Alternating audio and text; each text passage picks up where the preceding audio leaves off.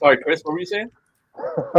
Oh, Oh, you know what? Welcome to good. Beneath the Cowl. That's what I was saying. Hello. Normally, sorry, I am in the car, but normally, I am on as Cosplays by Shinobi, but this is a special episode. So my alter ego, Shots by Shinobi, is here because we have some amazing photographers and cosplayers. What would we be without these amazing photographers? So what I'm gonna do, I want to start from top left to right, Kyle, and everyone introduce themselves. Okay. Well, glad to be here. My name is Kyle. I am the photographer behind the World of Gwendana. I guess I've been a photographer since 2009, but cosplay scene since 2015, 2016, and it has been a fun ride ever since. So good, glad to be here and glad to be invited. All right. Is it my turn? I can't. There's a live. Yes. The live icon is right in the middle of the damn thing, so I can't really see. All right, I'm missing like a part of the screen. Anyway, so what's going on, Brandon, aka Cheap Geek Photography? I've been a cosplayer since 2011, but I've been cosplay photographer since 2015.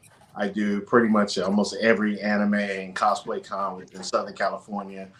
Sometimes I travel over to Atlanta to Dragon Con, and hopefully this year, next year, I'll be going to Anime New York. That's definitely high up on my list. And I always go to every celebration, no matter where it is in the world.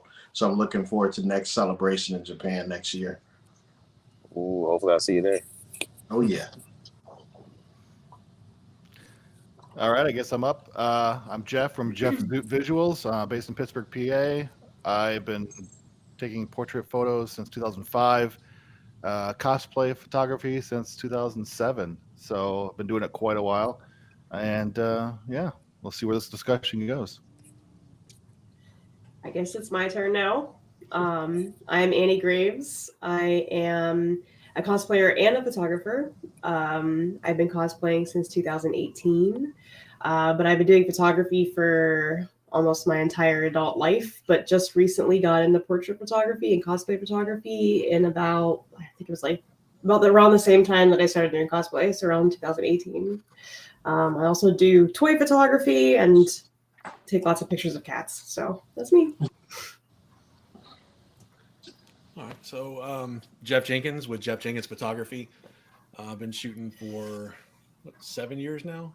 Started in Central Florida, and where the cosplay scene was pretty active down there, and I just kind of fell into it and fell in love with the cosplay community, which I didn't know was really there before that, and made a lot of great friends.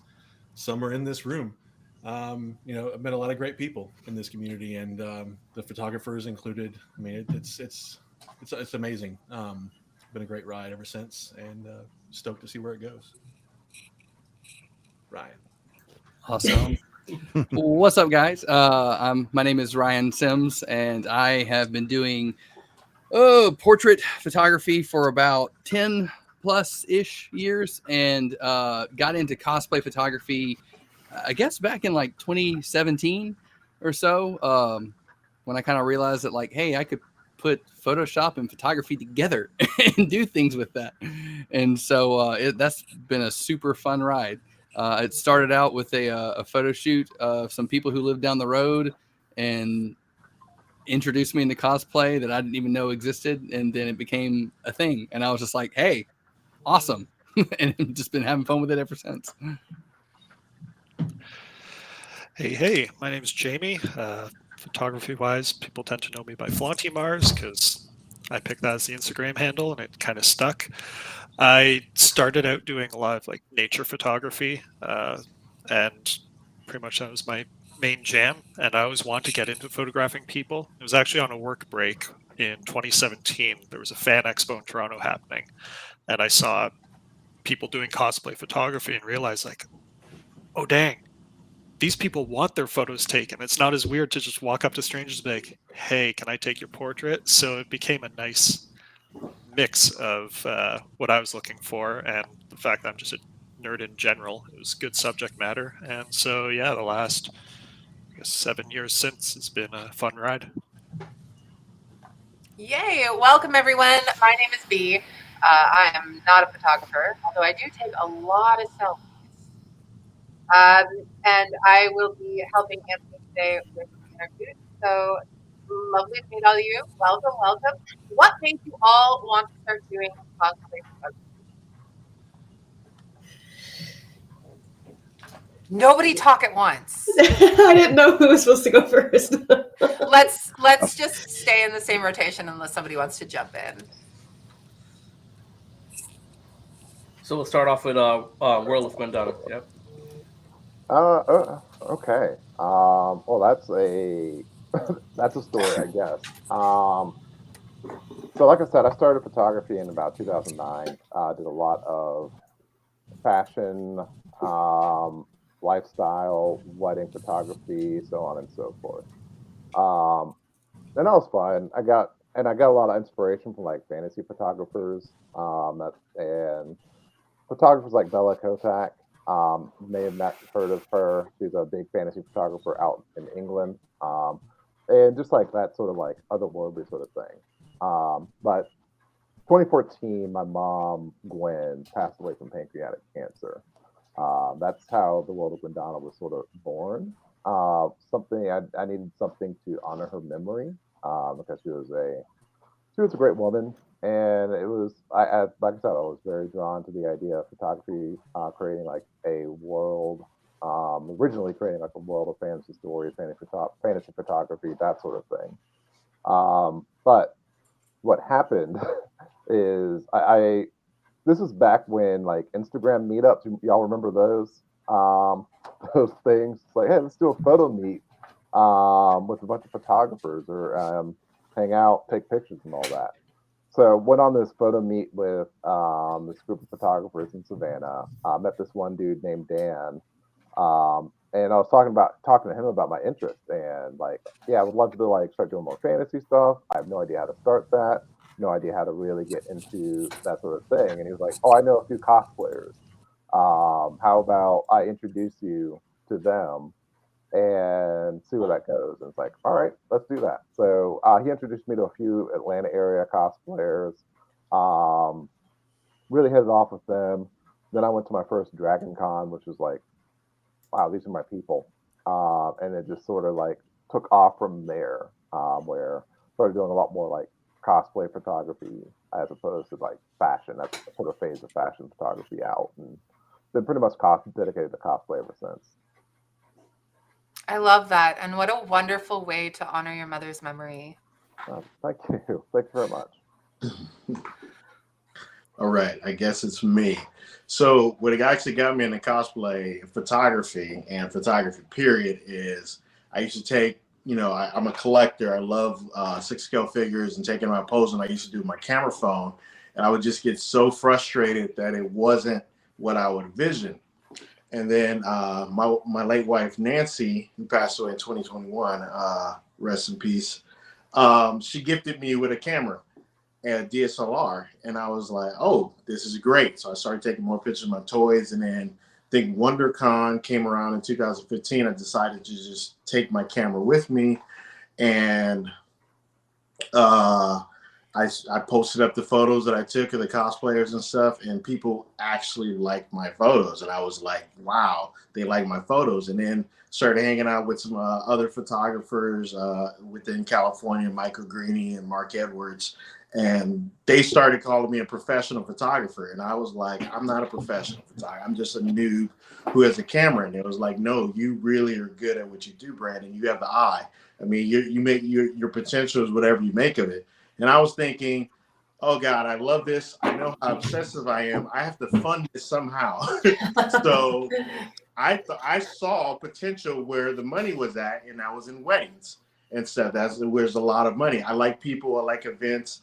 And so I obsessively made it a goal to be at every single convention in SoCal, which they have like 30 cosplay conventions a year, them a small or big, whatever. And I would just be there from morning to night, practicing my craft to prepare for whatever client I would get. And then every time I would shoot a wedding, I would use that money to upgrade my equipment and just kept going from there. And then, but cosplay has always been my passion, even before I became a photographer. And so also I use my photography for charity and for at conventions. I never charge any cosplayers. That's my way of giving back, because the cosplay community has given so much to me.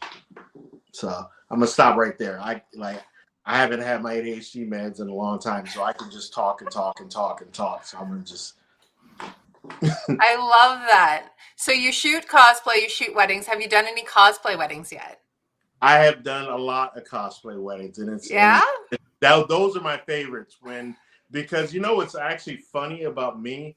I've never shot a stranger. Only like, even if I have done a stranger's wedding, it's like I did their engagement like a year out, so I got to know the couple really well and help them guide them to what their wedding format's going to be, and it usually ended up being a nerdy wedding.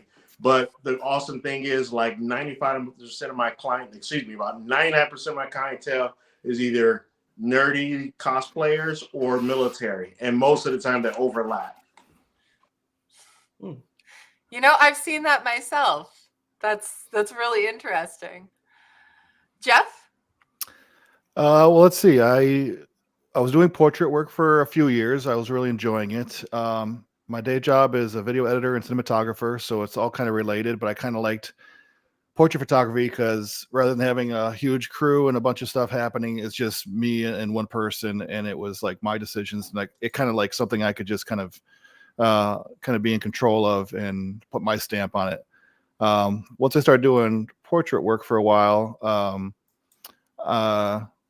I started getting into fitness models, and they would hire me to do shoots for them. And being just a lifelong nerd, I'm just like, you have the physique of a superhero. How about after we're done doing some photos of you in the gym or something, we come up with the idea for a cosplay. I didn't know it was called cosplay back then. I just like, you look like a character, like let's dress you up like a character and let's do some fun photos. And I started out that way. And then I knew Photoshop before I ever touched a camera. So eventually that kind of merged, and I did a lot of compositing. And then at one point I was friends with some guys who own a comic book store in Pittsburgh, and they launched Three Rivers Comic-Con, and they asked me to come in and set up a booth at the con. So that was my kind of launching point from going from just shooting with people who didn't really identify as cosplayers to meeting a ton of new people and shooting at cons. I do that every year. I've done it since 2017, I think. I've done it every year since. And then from there, I started doing a lot of individual cosplay shoots. And then I actually, thanks to Annie, I think when we first had a discussion about doing a shoot, I started launching like a weekend, like I would reserve a studio and we do the cosplay super shoot, we called it. And it would be like an all-day shoot, and we'd have like 30 cosplayers come in, and we would just crank out a bunch of photos and have a good time, hang out. And that's been going on since like 2018. So it just kind of keeps progressing from there. So still doing con stuff once in a while, doing a lot of individual shoots, a lot more locations. COVID kind of made me step aside from what I was used to doing, which was being in the studio and having full control of everything. And got some, more portable lights and started shooting a lot of outdoor stuff, putting cosplayers in an environment that kind of matched the character. And that was a new challenge for me. And it was really fun to just try something new and keep evolving and still going strong yet. Amazing. So these cosplay super shoots, do they all have a theme, or is it just everybody shows up? We did a couple themes. One time we did an outdoor one at a horse farm. One of my Annie's friends and her parents owned a farm, so we actually had a bunch of people sitting on horses that maybe have never even been on a horse before, and they kind of knew that was coming. So we kind of they started steering their cosplays towards being an outdoor, more Western kind of a look. There's some Red Dead Redemption. There was a Frontier Batman. A bunch of stuff like that. A lot of times it's just in a studio environment. So it's just like they can bring whatever they want. And then my challenge is usually it's like a 20-minute increment of when I'm shooting. And I go from shooting something from The Walking Dead to shooting something from Sailor Moon. So my challenge is drastically changing the lighting like that quick to make a whole different feel for every person who steps in front of the camera. That's amazing. That must be quite the challenge, but it sounds like so much fun. Oh, it is. I love it. Annie, I'd love to hear from you next. Well, what got me into cosplay photography was cosplay. I started doing cosplay first. Well, like I said before, I've been shooting for a while, but I didn't get into portrait photography until after I became a cosplayer. And I, without being a complete cheeseball, this guy, the other way, this one here, he inspired me greatly to branch off and try cosplay and portrait photography. And it was a big learning experience, going from like taking photos of nature and pets and, you know, using all natural light to shifting my focus to using studio lighting. But it was one of the best things that I could have done creatively for myself. And Jeff did teach me a lot, and he gave me that kind of springboard to kind of learn the terminology, speak the language, so that I can go and learn on my own. And so and now she's better than me. No, I am not. But yeah, so after I started cosplay, I wanted to start doing cosplay photography because I thought it was one of the coolest ways to create fan art of our favorite fictional universes. Like, I'm really big into survival horror, like Resident Evil and things like that. And so I would take myself as like Jill Valentine, and I would find a location that looked like the mansion or looked like Raccoon City, and dropping the cosplayer into the location and matching the light, creating the atmosphere became like one of the best things. It was like, forgive the phrase, but it was kind of like crack. You know what I mean? It was just so exciting to create that world with just lights and a lens, you know?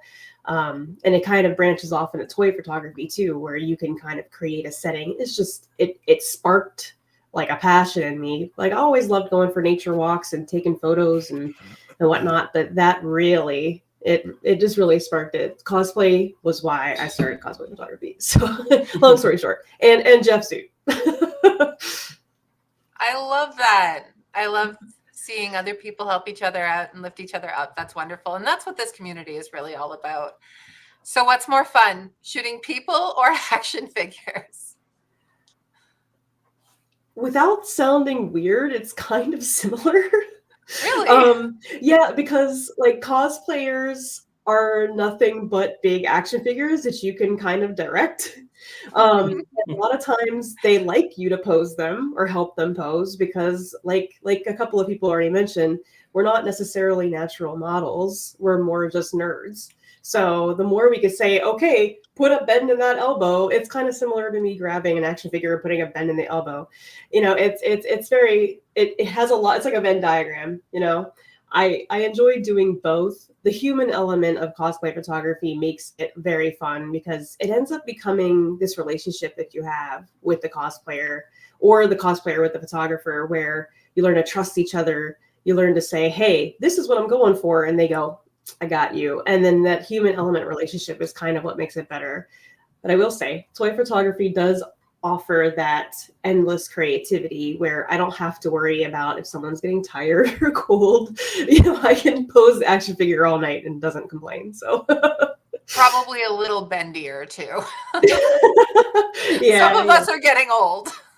I don't like bend to like chime we in that used I definitely enjoy shooting people more than I do figures, just because I'm such a perfectionist when it comes to my figures. And if the wind blows and it falls over, I'm trying to get it that right pose, and the helmet falls off, or I'm trying to have them hold it. So it can be very frustrating, you know. And also, I love working with socially awkward people like myself. It's nothing but joyful. Then I can be silly and like tell them like, okay, I want you to do this, you know, get down, do the Black Widow pose, and I pose it for them, or I do some sexy, put your hands on your hip, put your chest out, you know. And I love bringing people out of their comfort zone because it is just really fun for me.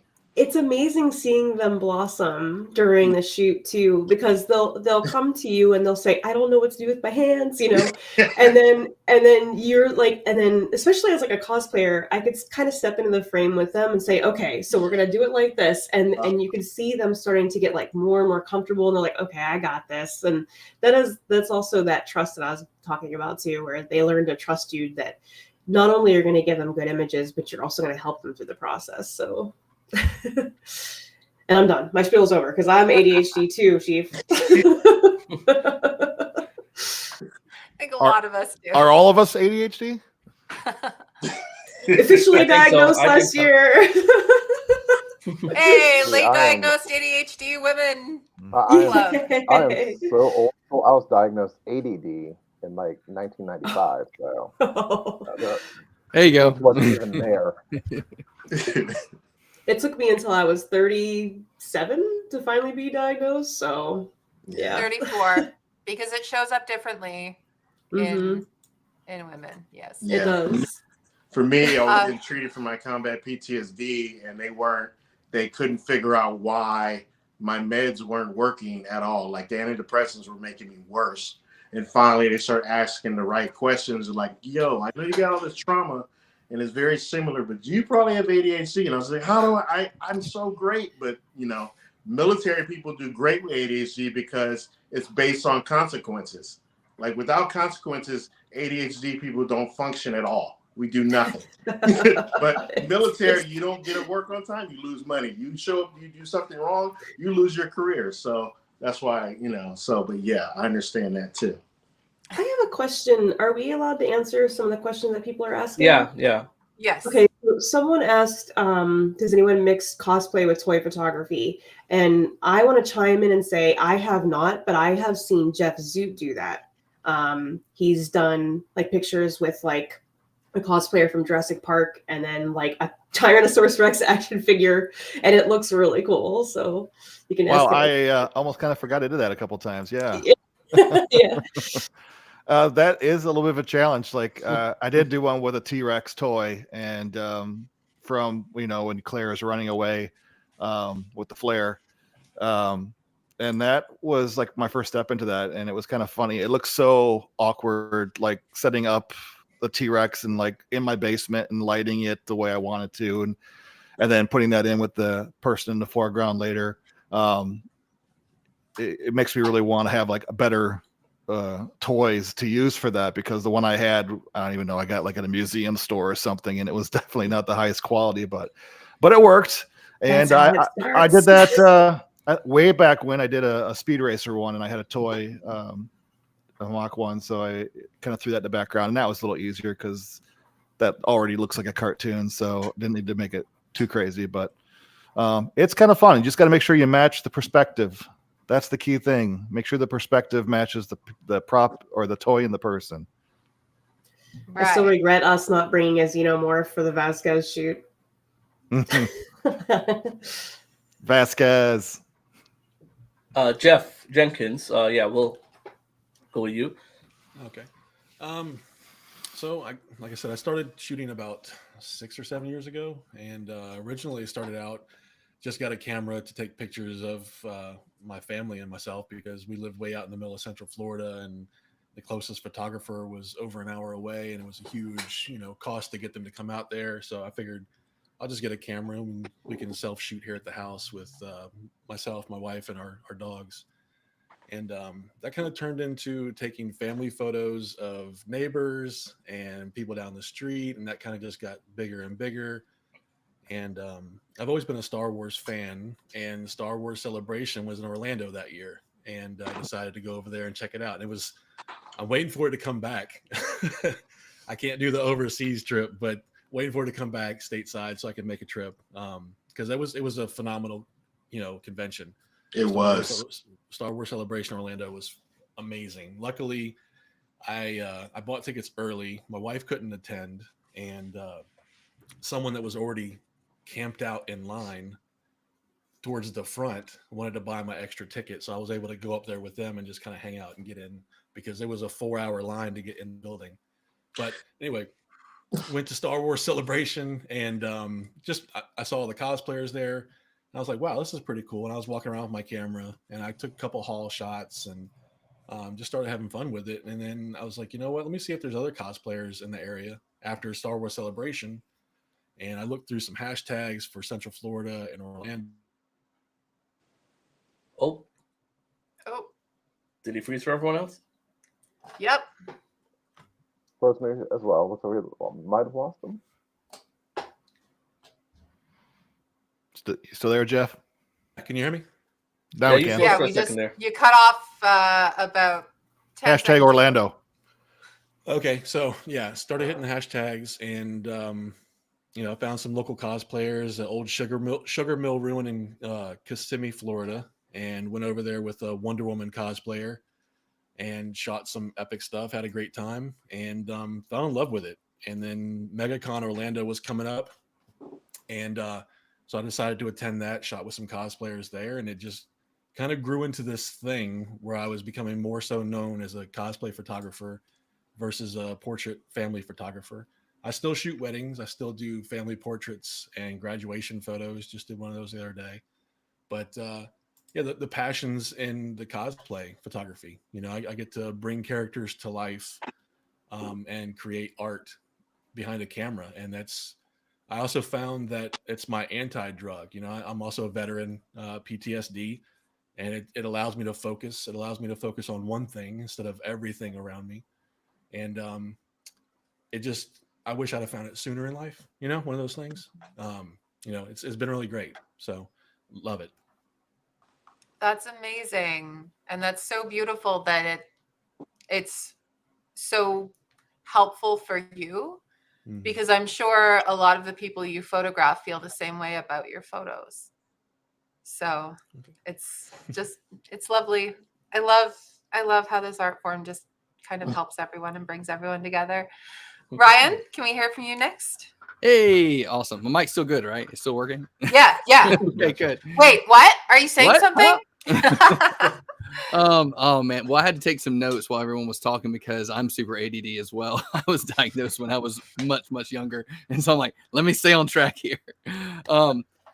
Yeah, I'm sure we're all here because we're pretty nerdy people, and so yeah, I grew up collecting, X-Men and Spider-Man and Batman and all, Superman, all these comics, in my little shoe boxes that I have still in my home in Mississippi where I'm from. But yeah, just always loved comics and cinema and all of that good stuff, video games. And so as I was growing up, I always did a lot of drawing and painting and things like that, but I never really got involved in photography or anything like that until I moved up here to Tennessee. And my first job ever was at a Portrait Innovations. It's the little family, photography studio thing. And it's not really photography. It's you just click the button and, it's more sales than it is photography. And after that job, I was like, I'm never going to do photography ever again in life. I'm never going to do it. And then a year later, I was like, okay, I'll give it another shot. And I got involved in senior photography, which is super cool because seniors do everything, right? They play sports, or they do cosplay, or they, just all kinds of crazy things that you can do in portrait photography. It's just a wide range of things that you see. And so I really fell in love with, portrait lighting and learning just different techniques and things like that. I had a great boss that really allowed me to play around with the equipment. And so I got my schooling on how to light and what kind of lighting is this and all that stuff and how to use a camera. And ultimately, and all of that was great. It just became very routine, and as you all know, I'm sure, for someone who's super ADHD, you get bored quickly, but I really just kind of wanted to do it a little bit more for fun, even though I do treat it like a business sometimes. I like doing things that are fun, and kind of wanted to bring some of that classic comic book nerdiness back into it. And one of the first classes I ever attended in college was visual design theory, and that's where I learned Photoshop. And fell in love with Photoshop, and so yeah, I learned that, hey, we could combine these things and do something really cool. And so I started researching people, and I started learning about people like Joel Grimes, in composite photography. And funny enough, one of the people that actually really inspired me in cosplay photography was Jeff Zoot. I was scrolling and found like this zombie apocalypse Scooby-Doo photo shoot they did. I'm like, this is super cool and super original. And I just remember seeing that. I'm like, I want to do this. This is super different and just awesome. And so thanks. yeah. Oh. And wait, there's this. Yeah, I can't do that one as well. Yeah. But yeah, I around 2017, I think, I met a cosplay duo, husband and wife, that cosplayed as Batman and Wonder Woman. And they lived about 15, 20 minutes away from me. So I was just like, hey, just come on over to the house. I'd love to just, photograph you guys. It's different. I think I could do something really like movie poster-esque and really cool. And I would just love to see what I could do. And it was, I think they probably thought I was really weird. But like after it was all said and done with, I kind of showed the stuff I was working on, like, oh, this is really cool. And I was like, I know, I think it's cool too. And so we just kind of did that, and it just kind of blossomed into this thing. Like I didn't know anything about cosplay. Like I literally had to like, what is cosplay? And they had to like define it. I was like, oh, well, that makes sense. It's like just combine these words. Yeah. So yeah, and literally after that photo shoot, it just kind of, I guess either through word of mouth or social media or whatever, just kind of like, hey, I also cosplay as this. Can you photograph this? And just one after another. I'm like, okay, this is a thing. There's a world of cosplay that I can get involved in. And so I started checking out cons. I think MomoCon was like the first. Atlanta is only like 3 hours away from me, so I'm like, I'm just gonna drive to a con. What's a con that's close by that's happening soon? MomoCon. Okay, cool. I'll go check it out. And I thought it was really cool. And then the next one, I'm like, oh yeah, let's go to Dragon Con next. And so Dragon Con was like my second con I'd ever been to. That was like, throw yourself into a buzzsaw right there. Yeah, it was. You get spoiled, is what happens at Dragon Con. It was 2019. That was my first Dragon Con. That was my first Dragon Con. Yeah. And it was crazy. It's I got to meet a lot of really cool cosplayers and also cosplay photographers who were veterans at that point. And I was just like, I don't know what to do. Can you show me where to go? Like, how does this work? There's 3 buildings, and it spans the whole city. Like, I don't know what I'm doing. And so I remember Brian of Bryland Imagery. He was super nice. There's actually a funny story there. I don't know if I have time to tell it, but long story short, like I didn't have a place to stay because apparently Dragon Con's a big deal, and I didn't book a room, so they ended up letting me stay in their Airbnb. And man, that could be a whole podcast in and of itself. Just what happened that night. It was crazy. But yeah. That's how I got into cosplay, and I've thoroughly loved it and enjoyed it. And I love getting to work with people. I just getting to know people and know their personalities, and kind of like some of you have said earlier, I think it's really cool to interact with them. And not everyone is like a professional model. Some people are kind of nervous and they're maybe a little self-conscious of how they look, and maybe they're new to it. And it's kind of cool to get to work with those people and make them feel larger than life, and to kind of make them feel, the underdog who's not so sure about themselves, and then you give them this result that's very like movie poster like, and just very epic is the word I like to use, and just this, they're like, oh, I do look good. I'm like, you do. When they say like, that's me, yeah, yeah, that's you.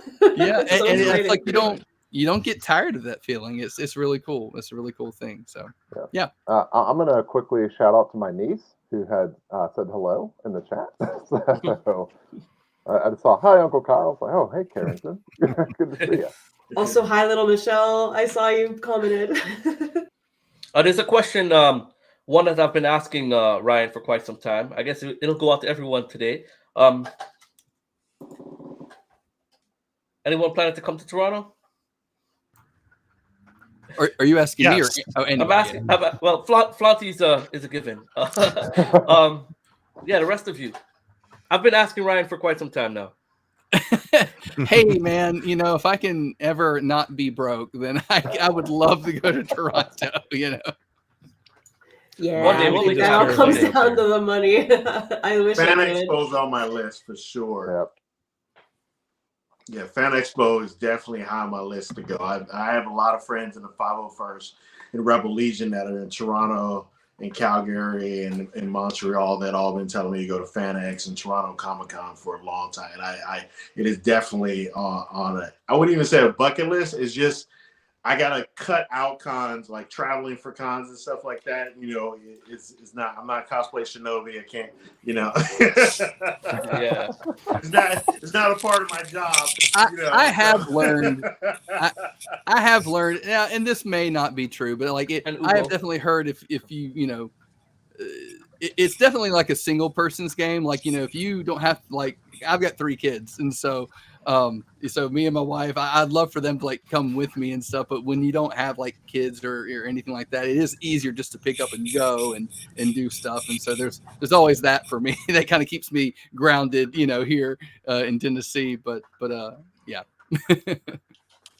Same for me. I got 2 kids, so I don't travel too much either. I get it. I'm just broke. Get that as well. Well, we'd love to have any and all of you. But let's go back to our question. Flaunty, what made you want to start doing cosplay photography?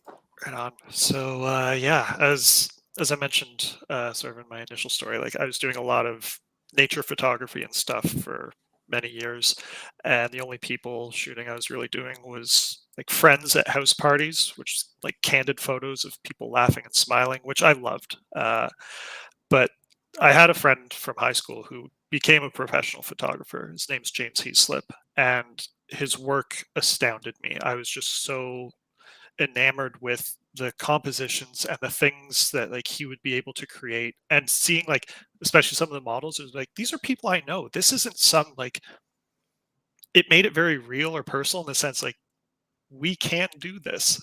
So it always made me want to do more than just the nature photography, because I think the issue, or what sort of dragged me down with that, is it's relaxing. It's nice going out and doing that, but it feels more like Pokemon Snap. I'm capturing images. I'm not creating images. But it was always just this, it's an anxiety thing for me of the thought of asking someone to model for me felt like too much of an imposition and too much of a weird thing. And thinking back, I remember, I think it was the Penny Arcade Expo, PAX East in Boston in 2017. I had my camera just to, again, take general shots, but I remember walking through this hallway, and there was a Harley Quinn cosplayer walking, and this was sort of a dark hallway with only pot lights. And as she was walking, I realized this lighting is amazing. It's got this sinister vibe of just backlighting, and she's in shadow. This would make an incredible photo.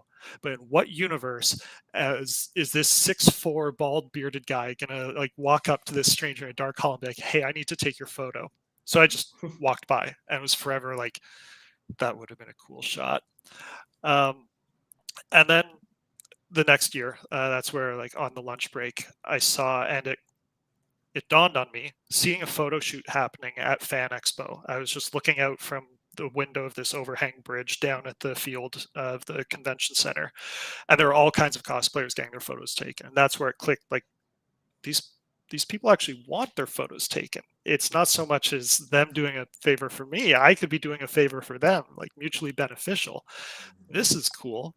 And a fun side note, a photo was posted maybe 2 years later or so of this Starfire cosplayer. And in the back corner of this photo on Instagram, there's just this blurry shape of a dude standing in a window staring out. And that was me in that moment of realization.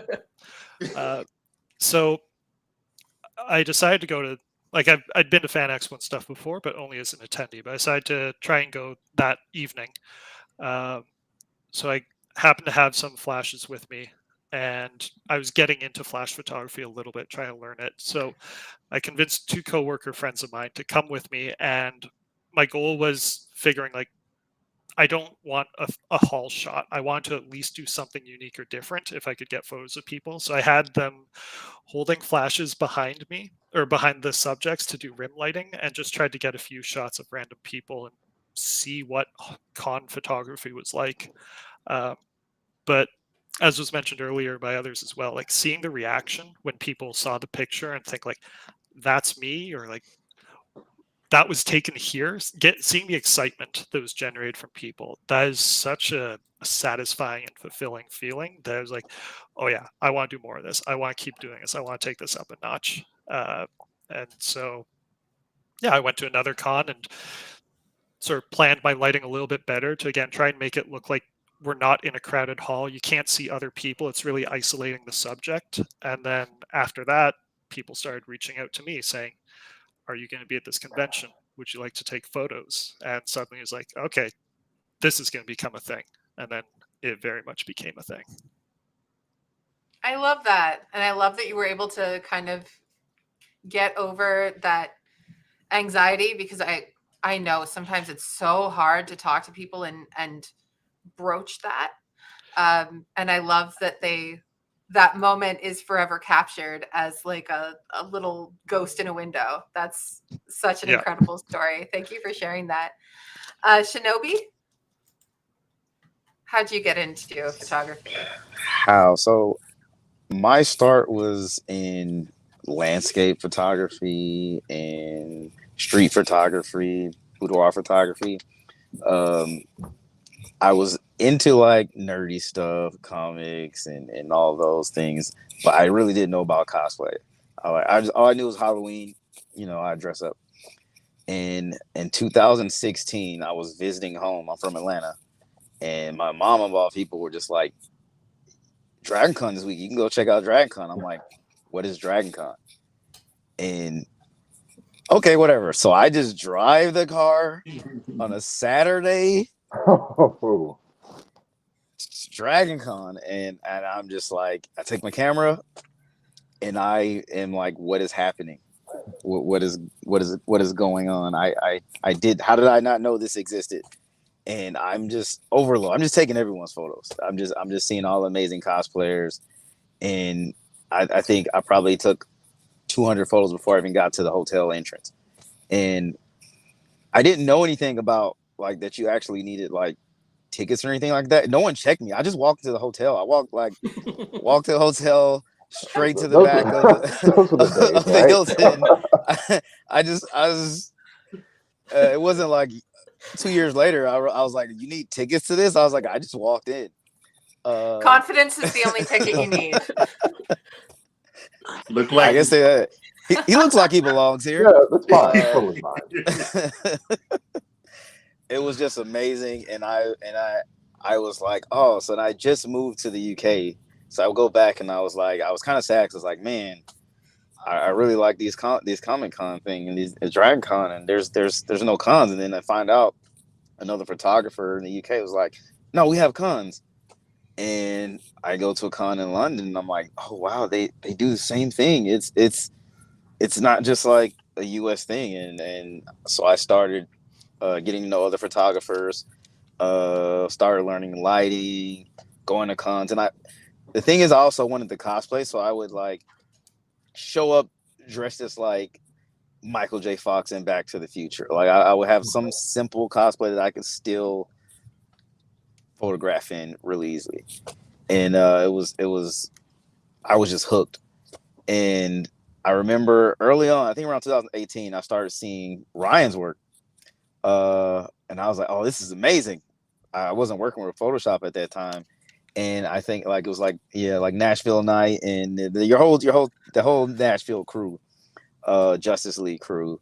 And I started talking with like Flash and Nash and everything. And I was like, oh my gosh, this is like, I think I remember calling you like senpai. Like you probably have old messages, and I'm just like, teach me from back in the day. So, and finally, like it it actually got to be a little bit overwhelming for me because I wanted to cosplay and I was trying to do both. And so I kind of leaned more to doing out of con shoots instead of taking my camera to cons. Because if I take my camera to cons, I'm going to use it because it just, everyone looks amazing. So I had to like stop taking my camera at the cons. But I do remember like that DragCon, yeah, I think it was 2019. And Ryan, you shot Spider Joker. And that was the first time like I like felt like a comic book character. So I remember the picture, the edit and everything. It looked like a comic book. And from then on, I was like, oh, I got to take pictures like this. Like this is. I wanted people to be as happy as I was when I got those photos back. And that's the joy from being, you know, a cosplay photographer. That's why I like to do it. And the friendships, like I've made so many friends. Cowl, Brandon, like Jeff. I finally shot Jeff Jenkins for the first time. Last Dragon Con, been wanting to shoot you for a while. So like, and you just get a chance to hang out at con, take photos, and it's nothing better than it. Like, what more could you ask for on a weekend? Nice. I love that so much. And I love that there are so many different inspirations in here. Like one of you is talking about your inspiration, another like, you're my inspiration. Like that's so great to see kind of how all of the generational like Yeah. talent passes down. I love that. All right, I'm gonna throw it over to Anthony to ask the next question. All right, so we usually ask cosplayers, like, what are some, you know, safety protocols, some do's and don'ts when shooting with photographers. I think it's only fair to ask you guys, what are some do's and don'ts for cosplayers when shooting with you guys? I will take it from left to bottom right. Are we talking like safety, or are we talking in about general? like, in general. In I guess we general, can touch, okay. Yeah. Safety, etiquette, you know.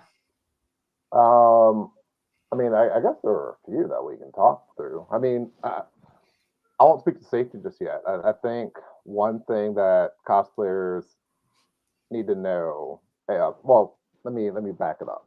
I do a lot of like on location photography, on location shoots, that sort of thing. So one thing that I typically suggest is it's probably going to take a little bit longer for you to get ready. You need to allot time to get ready, get in costume, and get to a location. Also need to figure out like, am I going to be in costume when I get to the location, or do I need to get in costume at the location, that sort of thing.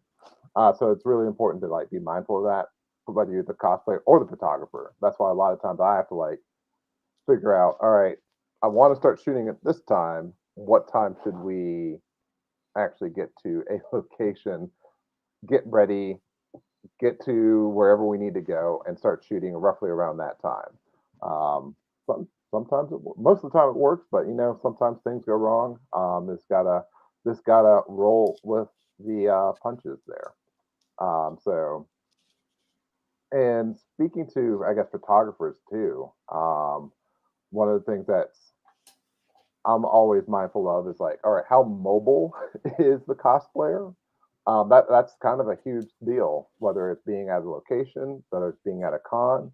I remember Katsucon this year. There was like my friend Honey Rabbit had a very amazing League of Legends costume. So we're gonna go outside the. If you've been to the Gaylord, there's like this garden area, like right outside of the atrium and all that. But the wind was brutal that day. Like, just I've never seen the wind so terrible at Katsucon. Like, you could see the water off the river just like getting blown everywhere. We go outside, and it's like, nope, we're gonna blow over. We can't do this shoot here. So it's like trying to be very mindful of like the mobility of the costume, the structure of the costume, whether or not you're like, sometimes they're not going to be able to move very well. So you have to really start accounting for that whenever you're doing a shoot, and being mindful of the cosplayer. Like, hey, here's where I have a joint here that just really I can't lift my arms above my head. Start thinking through. All right, we have limited mobility. What can we do to actually work through with that? So, not so much on the safety yet.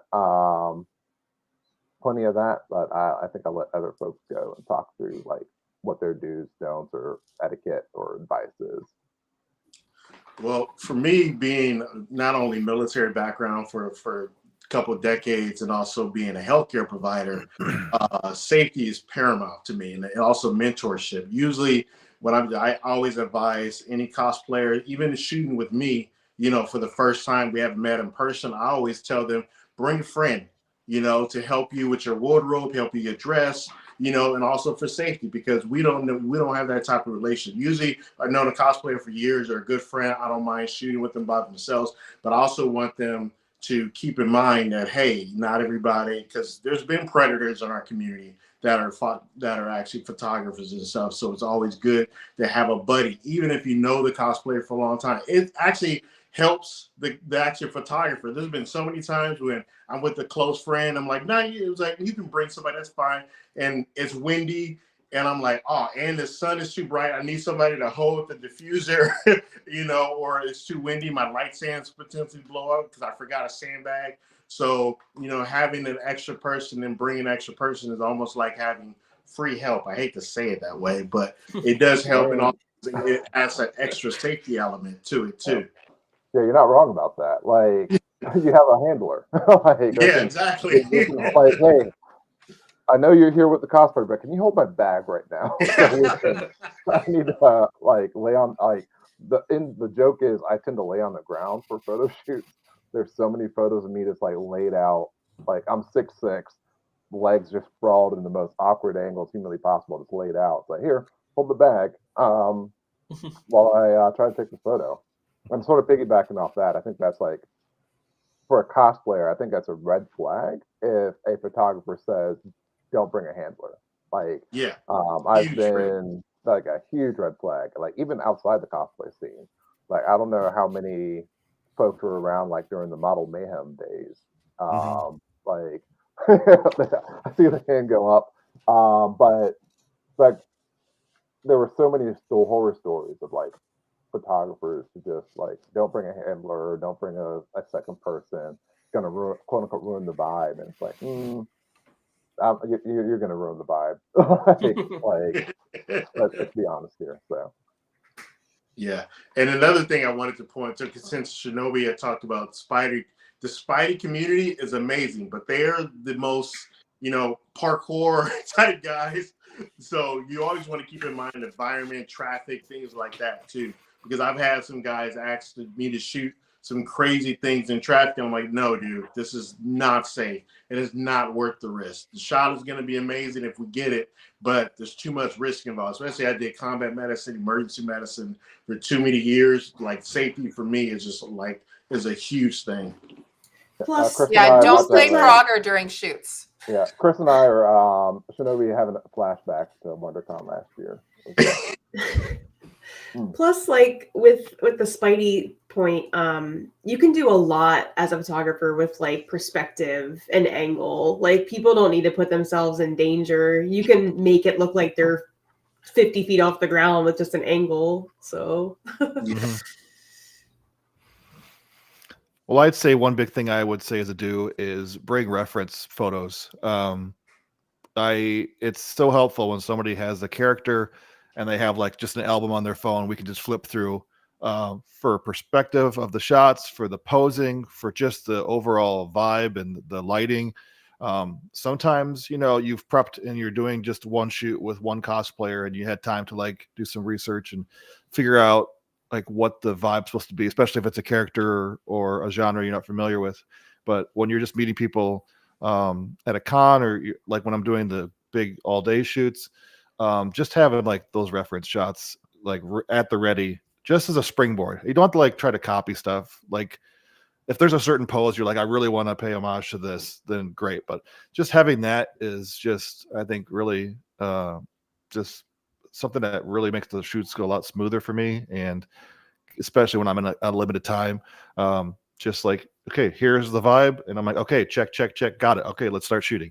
And that just kind of gets things rolling, especially if they're not familiar with like posing really well.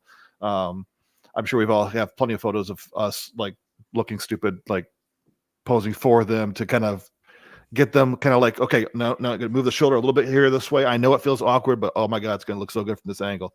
And they just gotta learn to trust you. And after a couple of times of shooting with you, and then they see the results, they're like, I would have never thought to do that pose. But I'm like, yeah, but you gotta, you're seeing it from your perspective, and I'm seeing it from mine. So, just trust me and try it out. And if you don't like it, we move on to the next one. And you just never know what kind of magic you're gonna make. So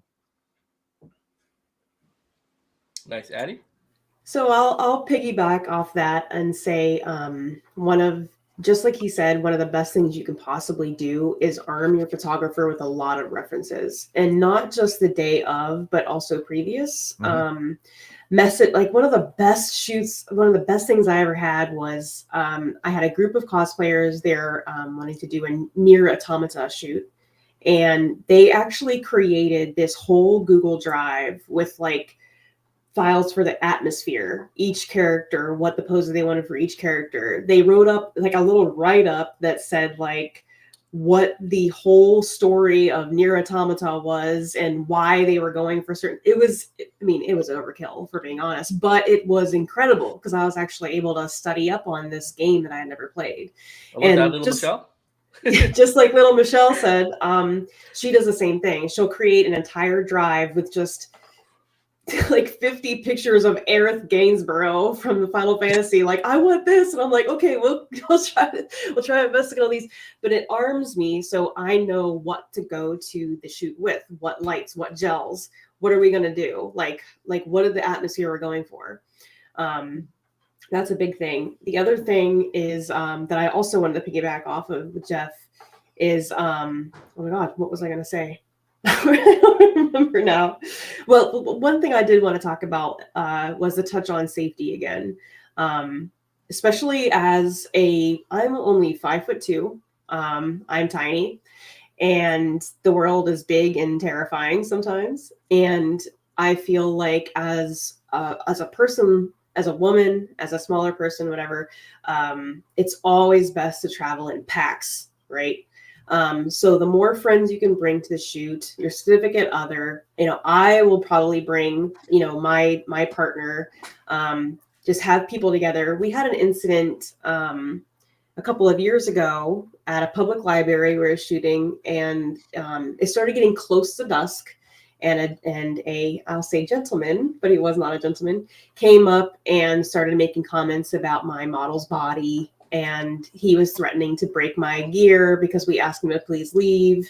It was very upsetting. And that was a group of like 5 people that we had all together. So be safe always, always keep your head on a swivel. I'm military as well, so you guys will keep your head on a swivel. And always keep in mind that you may feel comfortable, but that the world is a big, scary place. So travel in groups. Watch each other's back. If a photographer ever tries to tell you to do anything that makes you uncomfortable, you absolutely say no, you get out. And same goes for photographers. If a cosplayer is ever trying to make you do anything you don't feel uncomfortable with, absolutely speak up. I'm trying to remember the other thing that I was going to say. Oh, I remember. Trust your photographer too. We might tell you to bend in a way that does not make any sense. We'll say twist those shoulders, and you're like, this doesn't feel right. But no, trust us, because what we see in the lens looks very different than what you feel like it looks like. I had a cosplayer. I wanted to make it look like he was running through an alley with a rifle, but we couldn't really have him run where we were at. So I had him bend at the waist, hold the rifle up close, and I took the photo from kind of above him, and he was like, that feels so weird. And then I showed him the picture. He was like, how did you do that? And I was like, the angles, man, it's all angles. So trust your photographer to give you what you're looking for. And the last point I wanted to say is communicate. Always, always talk about your expectations, timeline, what you want from your photo shoot, what kind of location you want. If there's something you don't like that a photographer delivers to you, talk to them about it. You don't necessarily have to say, wow, you suck, you're the worst photographer I ever met. But you can say, hey, you know, this right here kind of bothers me. Is there any way we can, like, you know, talk about this or whatever? I know, at least from my perspective, I love feedback. And if a client, cosplayer, whomever, talks to me and says, hey, you know, this kind of, I'm not a big fan of this look, you know, I'll be like, okay, you know, that's fine. I'll take a look at it. I'll take a look at the raws, see what I can do. Because I would rather them walk away with that good warm in the tummy feeling that you get when you get your cosplay photos back versus feeling iffy about my pictures. So yeah, those are the points I gotta make. Annie, just a segue, like briefly segue into this question. Codename Citadel asked a question, pretty much what we're talking about. What's a reasonable request if a cosplayer is unhappy with their edits? What's a reasonable request? Yeah. That would be, honestly, I feel like that all comes down to like circumstantial, like situational, because what might be reasonable for one photo set might not be for another. So I've had people, well, a good example is I had someone come to me and say that they didn't like the way their face looked in a certain photo. And, you know, there's only so much I can do about that because that's your face. But I said, okay, you know, like, what bothers you about this image? And she said, like, she didn't like the way it made her chin look. It made her chin look very big. And I was like, all right. So I went back to the raws, because if you know, any other photographers can agree with me here, you probably take like 15 pictures of the same pose and then switch to another pose. So you got a couple of different raws to look through. And I was like, okay, well, this, you know, this one is a little bit of a more flattering angle. This one has a better composition. So because she didn't like it, I actually kind of masked in the face that she liked a little bit more. Now, that not every photographer is going to have time to do something like that. But for me, that was reasonable. Now, if someone comes to me and says, I don't like the setting of these photos, I need you to put me somewhere else, I'd be like, oh, well, that's an in-depth composition, so I don't think that's happening today. But, you know, like, I feel like just when it comes to that, communicate with your photographer, because what might be reasonable for me might not be reasonable for another photographer. So again, that communication, just say, hey, is it okay if, or hey, is there any way we can? Just don't attack or come at them, you know, like they did something wrong, and more than likely they'll be open to help you out. That's just my opinion. One thing I would add to that is that during the shoot, when I'm doing my test lighting, I get everything all set. Once I usually get the look I'm trying to achieve, I think it's great to show the people right there what a photo looks like. So you're on the same page. So maybe something you had in your mind that you were trying to achieve maybe wasn't exactly what they were thinking. So you're like, oh, well, that's great, but that color that you put on this, not really the vibe I'm going for. And it's so much easier to correct it when you're still right there on the shoot rather than when you're sending the photos at the end. So I would definitely say show them at the shoot as you're shooting stuff, let them see the vibe, and at least at that regard, at least there's no major surprises later when you're sending them the photos. Yeah. Plus, that also builds hype. When people see the photo in the camera and they're like, oh, that's me. You're like, heck yeah, let's go. Let's do more. So that's true. That fuels the shoot tremendously. Yeah, for me, for a while, I was more of a photojournalist. And so I believe in like loving yourself and being, so I didn't do beauty edits, like, because I wanted to capture it as it was. And that's the way I saw it, capture moments in time. And so I had a couple of cosplayers, you know, they're really humble, really sweet. We did the photos and they liked the one in the camera, but then they never posted up any photos that I did. And I asked him, I said, hey, did you not like the photos I took? He was like, yeah, they were great photos, great composite, everything, but I just didn't like all the fine lines of my face and stuff. And then I had to have a wake-up call and stop projecting the way I feel and projecting what I think it should be onto the actual person. Because, you know, I was like, how long is it going to take me to do a few beauty edits here and there, especially if it's portrait photographer? If I'm documenting the moment, then no, it's like on events, running guns and stuff. But yeah, that's when I started looking at it like, okay, looking at other photographers' style and stuff like that, created my own style of beauty editing and started implementing it in my work, because I want people to feel good about their photos. It's still them, but to take away a couple of blemishes here and there that they're insecure about, if it was good to do. Yeah, and I love that that communication that you opened up with them too, because then you could learn. And that's kind of like how I approach it too. Like if there's something about their face that, like a blemish, a wrinkle, or whatever, that's very distracting, usually I'll play it down. But if they were to contact me and say like, hey, I don't like that big old wrinkle between my eyebrows, there's anything you could do, like that's definitely something that I would touch up too. Okay. Anybody else want to touch on this before we go back? I can touch on it a little bit. Yeah, I mean, it comes down to also managing your expectations going into a photo shoot. You know the photographer you're going to go shoot with, their work, you're similar, you know their style, what they capture. So going into the shoot, you kind of have to also manage your expectations. You're not going to shoot with a studio photographer who does like my style, the dramatic lighting, and then expect composite art afterwards. I don't do composite art in Photoshop. There's other photographers out there, plenty of them.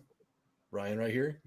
I mean, there's plenty of them out there that do composite work, but it's managing that expectation going into a shoot, and it's that transparency. Make sure that the communication's open in the DMs or however you're communicating.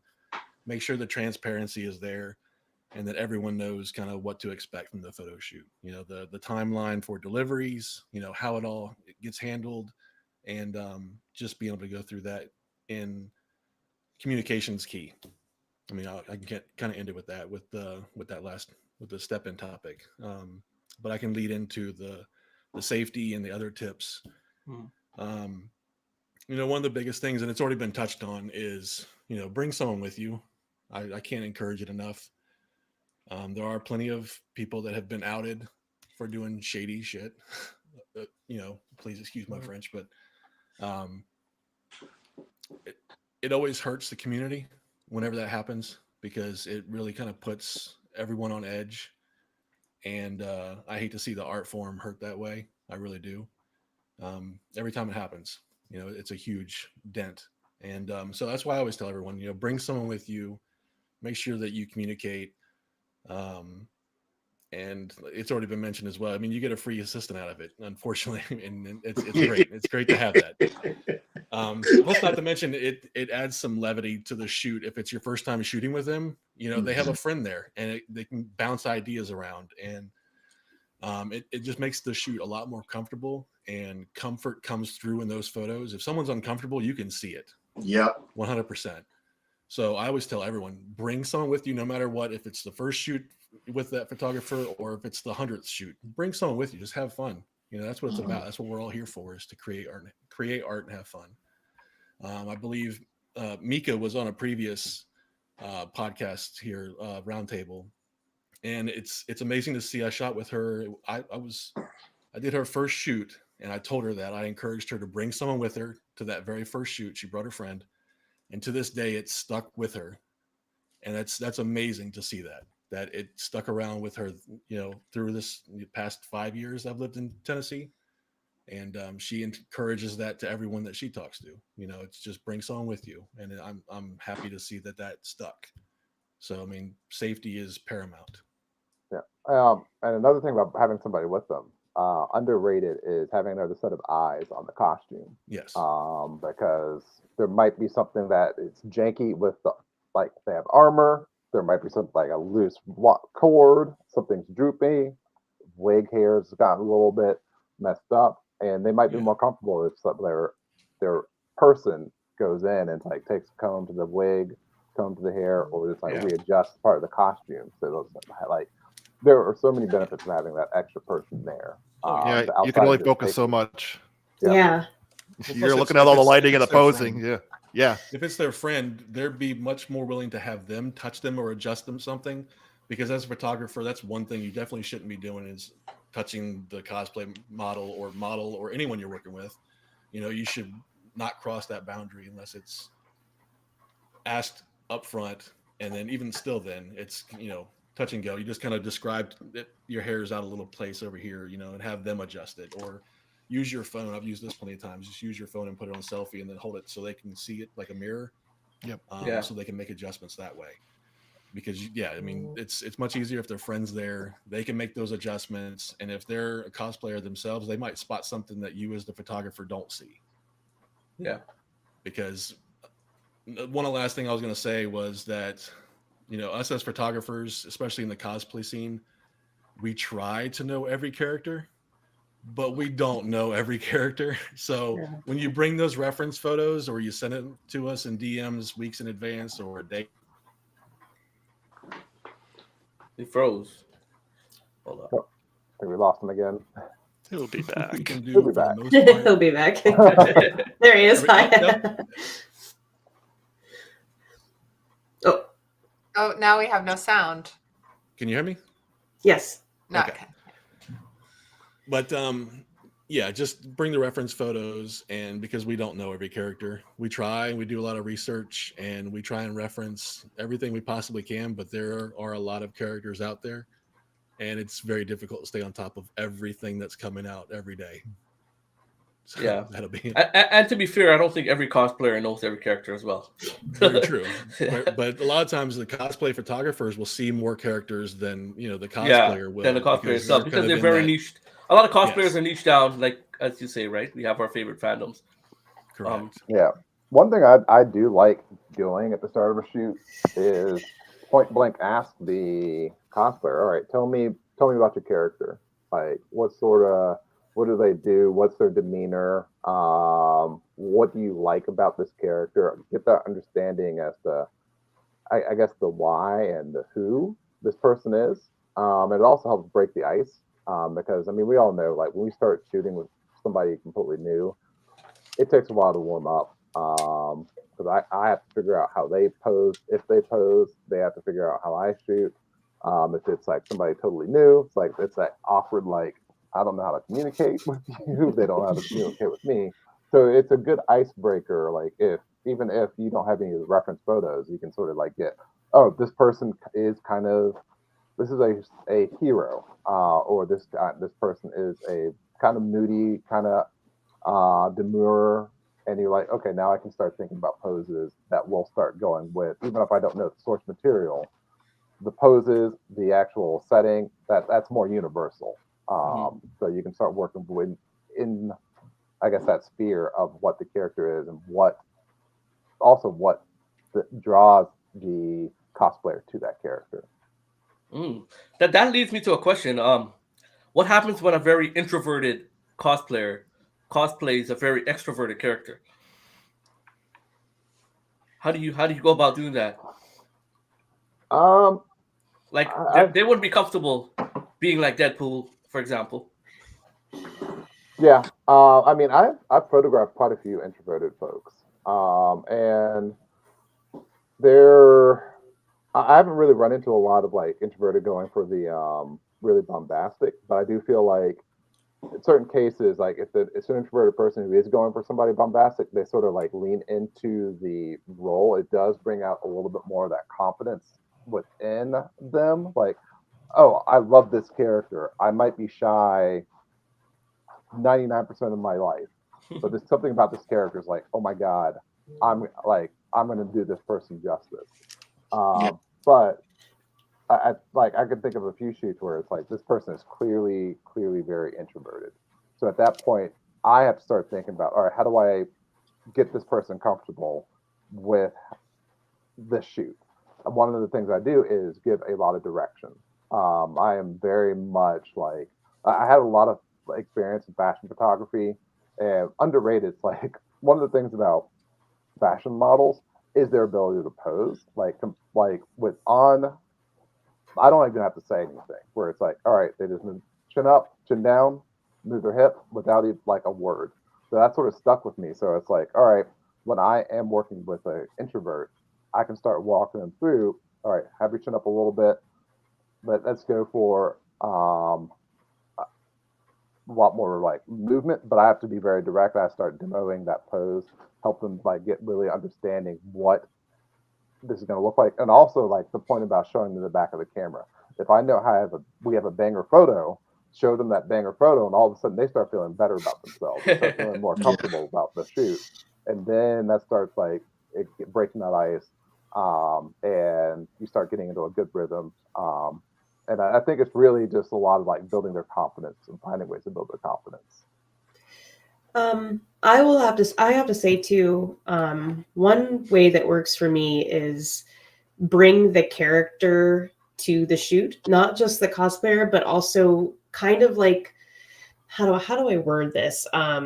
Like if it was Deadpool, for instance, and they're just kind of stiff or whatever, just kind of tell them like, all right, what would Deadpool say right now? Or what would Deadpool do right now? Or like try to help them feel the character in a way by like talking to them.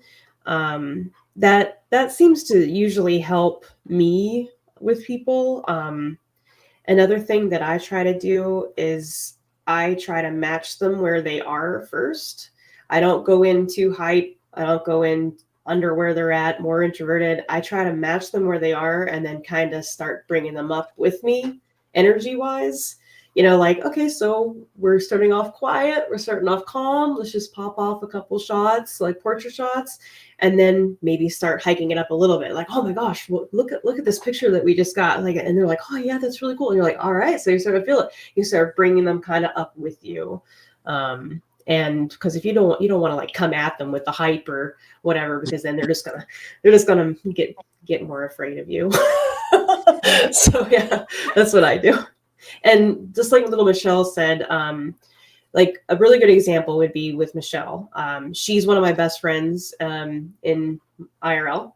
And the first time we ever shot together, it was an anime character. And well, most of everybody we shoot together anime character. And there's a lot of movement in anime. The hair is moving against gravity's will, whatever, you know, there's always movement. And I noticed that when we would shoot, she'd be very stiff. And so what I started doing with her is I have her move like almost constantly during the shoot. If the character's walking, I don't just have her pose, I have her walk. If the character's running, I have her run. It helps her keep her mind off of what the camera's seeing and more her movement and how she feels. And it always gives better results with Michelle. Granted, that is a person that I get to shoot with quite often, but also kind of got to approach everybody as an individual and kind of figure out their little bit that makes them tick and then go from there. Usually takes just like one of Gwendonna said, you know, it starts slow and then you start building up as the shoot goes. So I'd say when I start doing shoots, if I feel like they're a little awkward or they need a little practice, sometimes I'm just shooting, not even really planning on using those shots, but it's more like a practice run and just kind of see how they react and get them used to it. And then really, once you kind of see them loosening up a little bit, then you can try to go for a pose that you're really trying to get to. But sometimes you just got to like do a trial run basically and just let them get comfortable with the whole process, because we're used to it, but they're not sometimes. So, you know, you got to kind of just, every person's different and kind of play it by ear. Yeah, I usually say when we start out, I always forget how to do photography when we start off a shoot. It's like I don't know what I'm doing right now. I'm trying to take pictures and like figure out camera settings, and usually those first like 20, 30 photos are just bad, but it warms you up though. Ryan, you want to weigh in on the do's and don'ts, etiquette, safety tips? Sure. Yeah. No, I love what you guys were saying about, working with introverted people. Depending on the setting, like if it's in the studio and you can kind of control the environment, I like to play music. And so I'll just straight up ask them like, hey, what kind of music you like? And just kind of get the vibe of what they like. It might be something I hate. I'm not going to let them know that. I'm like, oh yeah, I love whoever that is. Yeah. It's like, let's play it. And it's like, because this makes you feel good. And I guess, and that was one of the things that kind of link it back to the earlier conversation. It's like, man, just go out of your way to make them feel good. It's not really about you.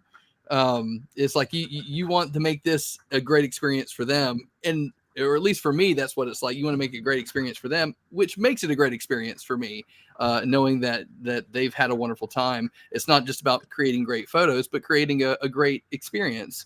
Yeah, I made a couple of notes as we were going through this. Don't be a creeper.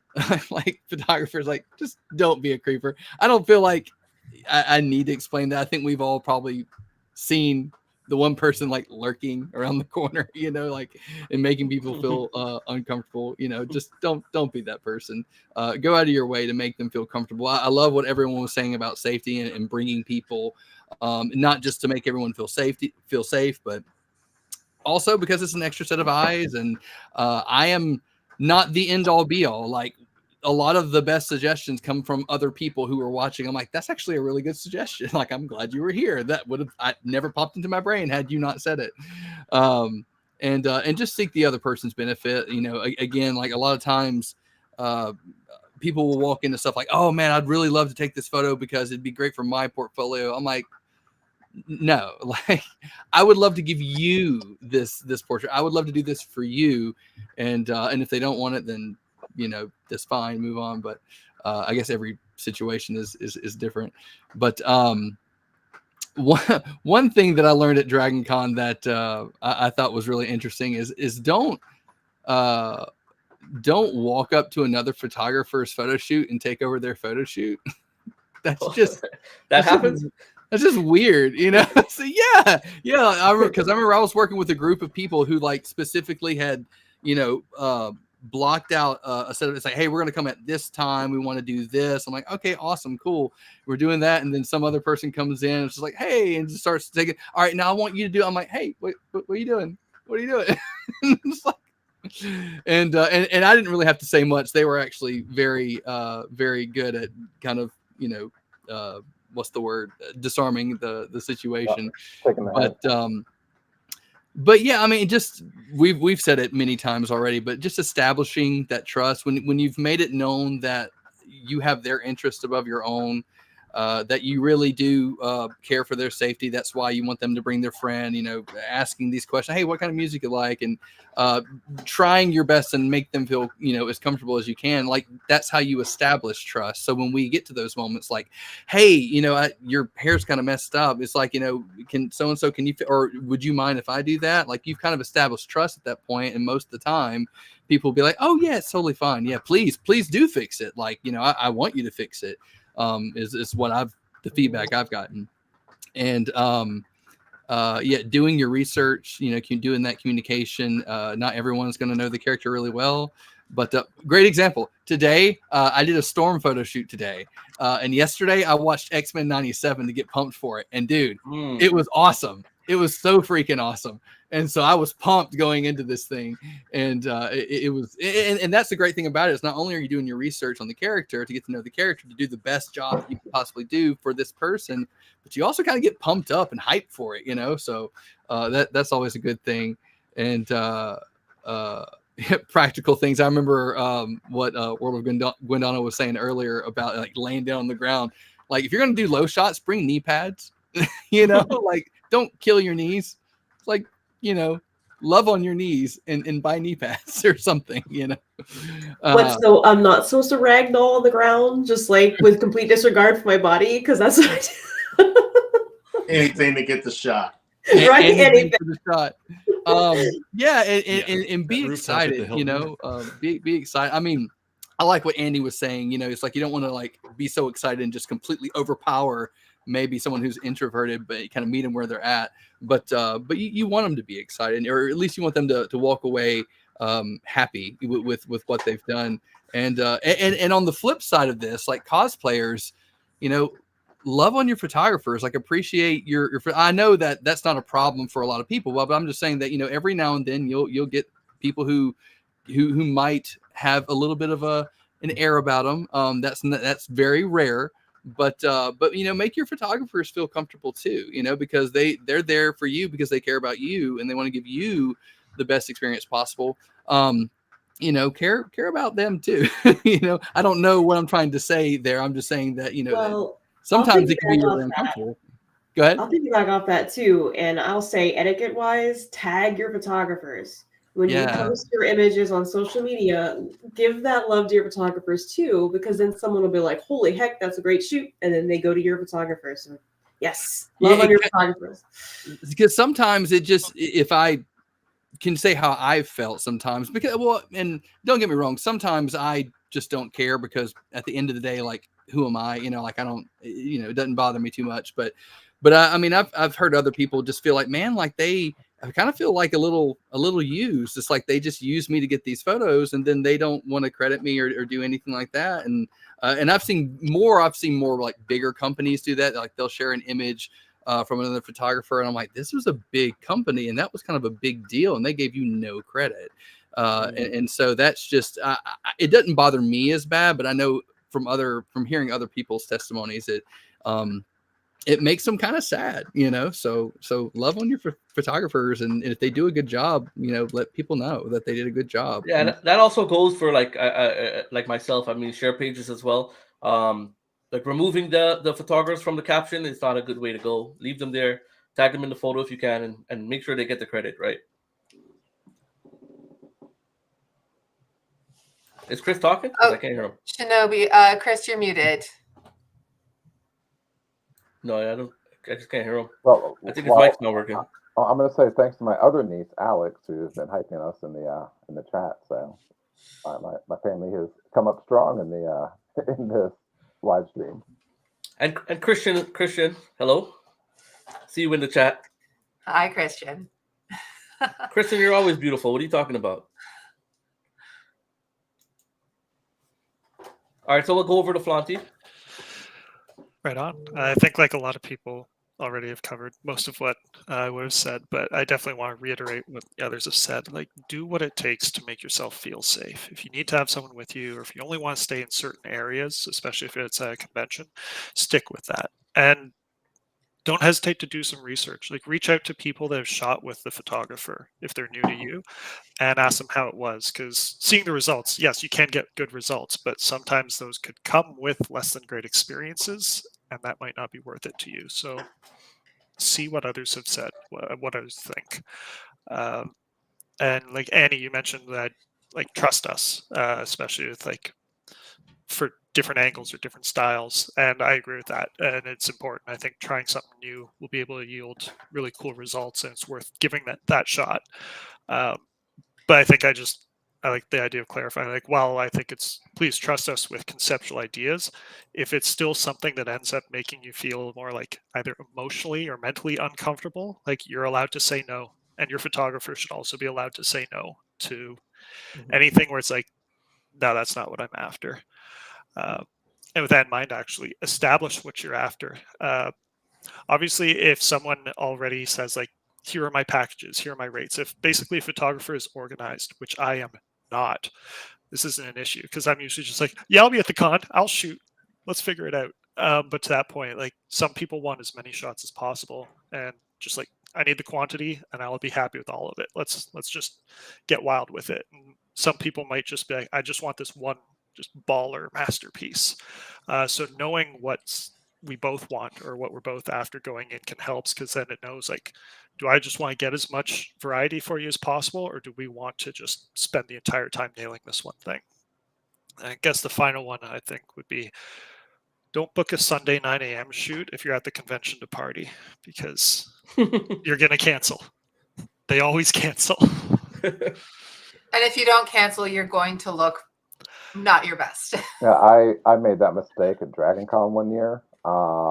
Did a 9 a.m. shoot on a Sunday. But it was a cosplayer from the UK, another cosplayer from Denver, and it was a Witcher shoot. So I was like, well, we got to do this. Did the shoot. Not gonna lie, I mean, everybody like looked hungover, but it's The Witcher. Everybody already looks hungover, so it kind of added to the atmosphere. But it's like, you know what? That was fun. Never doing that again. There's a question in the chat that I wanted to address. Because I know your DMs can get quite overwhelming at times.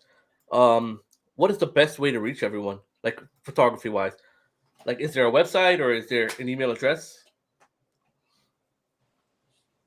For me, it's just DMs. Yeah, it's DMs on Instagram and DM or Messenger on Facebook. Those are the best ways. My inbox does get really full, but nonetheless, that is the best way because I'm horrible at checking emails. Okay. I would say, yeah, direct messages like on Instagram is quite a big one. But if it's somebody I've never talked to before or I'm not following them, maybe comment on a photo or two and just say, hey, I love your work. I sent you a message, take a look. Because sometimes they'll get sent to that folder that you never check and, Yeah. you just don't see it. So a comment on a photo just lets me know that they exist and who they are. And especially if they say, I love to work with you. I sent you a message that'll just gear me towards tracking them down. And to add to that, I would say, because I'm old school, but yeah, I do the DMs and I do all of that as well. But depending on the volume, like if I can kind of isolate, how many photo shoots and I can really get to know each person, if they're comfortable with it, I'm like, hey, I would love to set up like a video call or just talk over the phone, because I would like for you to hear my voice and get to know me as a person. I would like to get to know you. And that way you can kind of feel each other out. And it's like, and some people might not be cool with that, and that's totally fine. We can just keep it together like on Instagram DMs and everything. But I like to have that face-to-face interaction with people, because I want them to get to know me and I want them to feel comfortable and I want to establish that trust. And so, yeah, that's just me.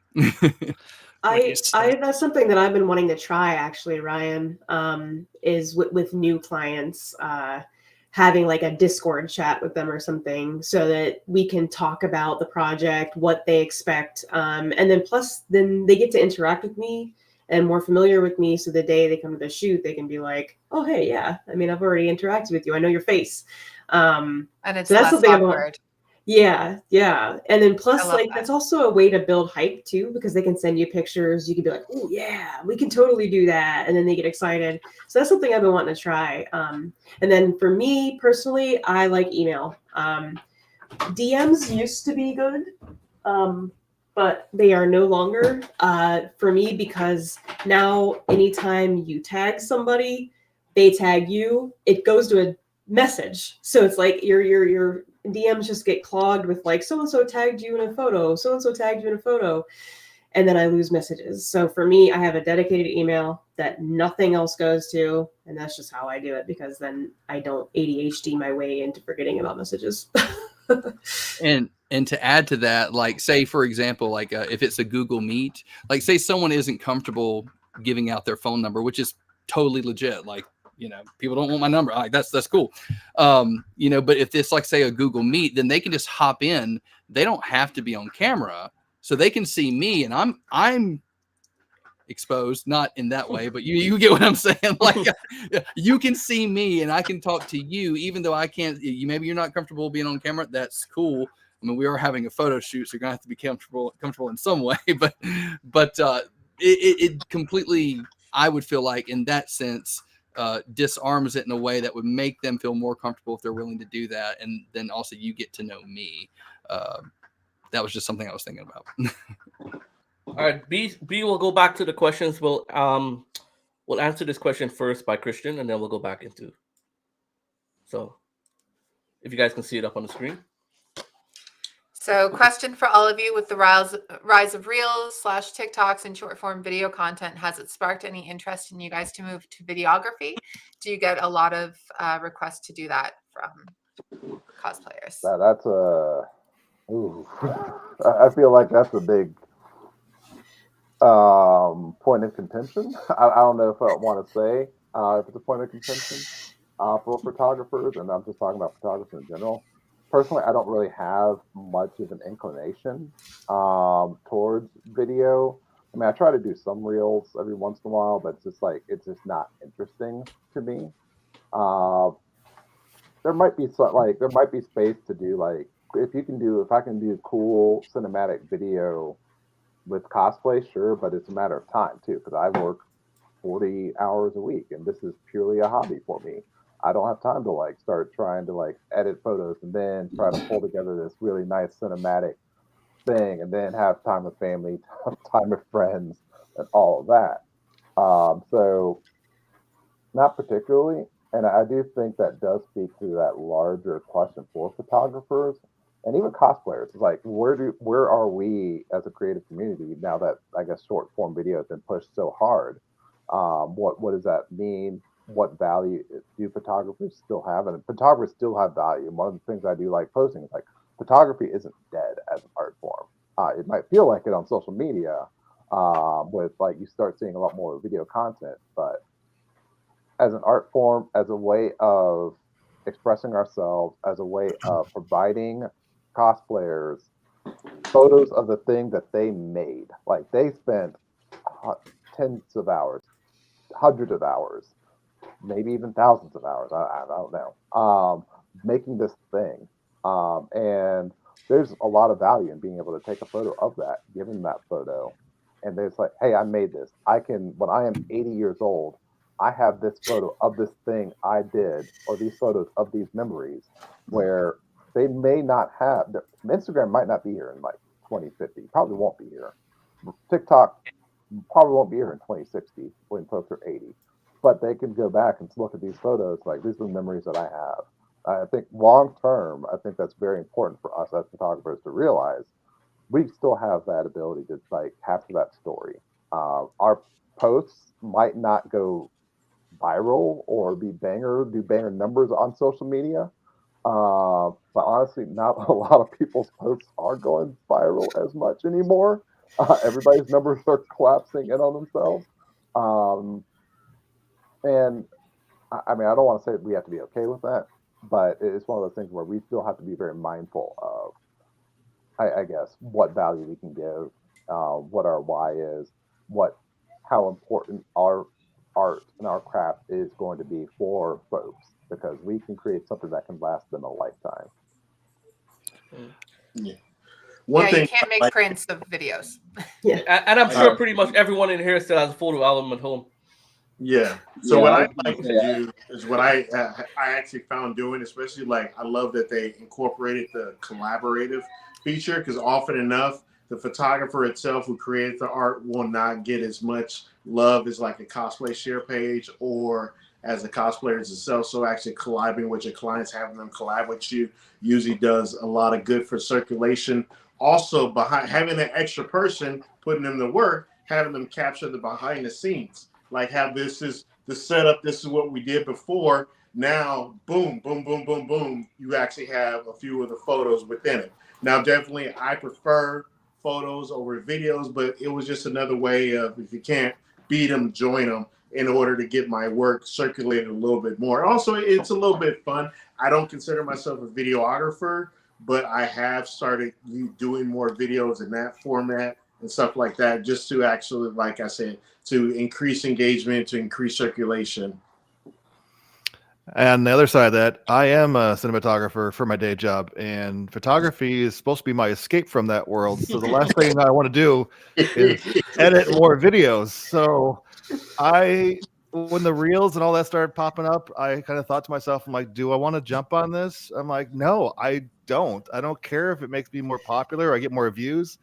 I edit all day. I don't need to be doing more video editing afterwards. So as far as me making reels myself, I've decided I am not interested. I'm going to focus on photography. As far as cosplayers wanting to do reels, more and more during my shoots, they want to make like their TikToks and everything. So it seems really to work well. While I'm setting my lights up, while I'm getting things kind of, figured out on my end, they're off somewhere with a tripod or a monopod with their iPhone on it or whatever, and they're shooting their reels and they're doing all the stuff because they're all dressed up and this is the time to do it, because sometimes you do the before and after. So they're like, and they you know what I'm talking about? Like they do one of that Oh home. my God, I feel so called out right now. Yeah. You gotta have a transition, right? So they do all that stuff. Who did you insult? Who did you insult? Someone left. Yeah. When I change my setups to the next shot, then they go do some more TikTok videos or whatever. And I've kind of just learned that that's just kind of the ways that some shoots go. Is the in between times where I'm changing things up is when they do their reels, and it works well. So So and more of a sometimes they have hybrid, me as help. Christian said, yeah. Yeah, but I'm not going to be editing them. So I consider myself kind of a Renaissance woman in a way. I draw, I paint, I do cosplay, I do photography. I don't want to tackle another art form. Videography is an entirely different thing from photography. Sure, there's some overlap. There's the lighting, the aspect, the camera aspect, everything, but usually it's like a whole different set of gear. Continuous lighting is different than strobes. It's a lot to expect a photographer to be able to do it all, especially if they have a full-time job aside from doing photography. No, that might work for some photographers, and that's great. And I'm happy they're branching out and they probably find joy in that. Me personally, I think the only kind of reel or video content I personally would want to make would be like how you see it, how I see it, like reels, where it's like, this is the behind the scenes of the shoot. Now here's the photo, because that really displays the artistry of photography. That show like how you can change the entire environment just in camera. And then that's probably about it. I feel like too, another thing, video, especially short form video, is kind of a disservice to cosplay in a way, because there is so much detail in cosplay. There is so much to look at. There is so much to I guess just respect about the art form of cosplay. And I know as a cosplayer, I pay mind to every little bit. It's all as accurate as I can get it. And if you're looking at a 15-second video of me moving, you're not seeing all those details. But if I have high definition, beautifully lit photos of my cosplays, it almost like it shows it more. And people can sit there and look at it and really see the detail. And I know personally, maybe I'm old school, I don't know. I almost feel like claustrophobic with reels, because it's just like a reel and then boom, there's a picture at the end and then it's done. I'm like, I wanted to see more. I wanted to see more of this. Like, and it's hard for me to want to watch reels continuously. So yeah, I guess like in a way I kind of, I don't think I'll go there. Long story short. Yeah, for me, I mean, I kind of do some here and there, but mostly it's behind the scenes to kind of show how the photos come together. Or, I use it to try and, to kind of hype up before an event, a convention coming up that I'm traveling for, or something like that, to put an announcement out. I'll use a reel. But mostly it's just like the behind the scenes, the in the studio type of stuff behind, because, a lot of people, they want to see how that photo came together and like the surroundings, because you never see that when you look at the still photo. You don't know that that photographer was at a convention with 400 people behind him and walking all around him, and people walking up with camera phones trying to take pictures of the cosplayer at the same time. And you don't know all the other stuff that's going on at the same time. So a little bit of behind the scenes is great for that. It just kind of gives you the full experience. So I do some of that here and there. We've all kind of, I think, struggled to go into that realm as photographers, but we kind of got forced a little bit into it with reels and TikTok blowing up. But I mean, you do what you like doing and put out your art, and if it fits with your style or fits with what you want to do, then you do it. I myself also have a full-time job, and I don't want to carry around 3 Pelican cases worth of gear to every single event. So I'll bring my one Pelican case in a backpack and roll with it. If I can fit it into that and make it work, then I do that. Also, I only have so much hard drive space. Yeah, for real. Fair. Fair. Does anyone else want to weigh in before we move to the next question? Okay. Well, I was going to say, I have seen a couple of like photographers or videographers out there who do outstanding like storytelling. And I think that's like a huge thing for me, is like if I see good storytelling, like doing it through video. I mean, some of this looks like purely cinematic, and it was like, wow, that's like elevating the art form, even if it's like even in the 15-second video, and that's really impressive. But on the subject of printing, I will say, photographers print your work. I'm right by my desk. I have my photo book right here, which is like a 13 by 11 book, like 300 pages, and you can sort of see just like being able to hold your photos in just like a.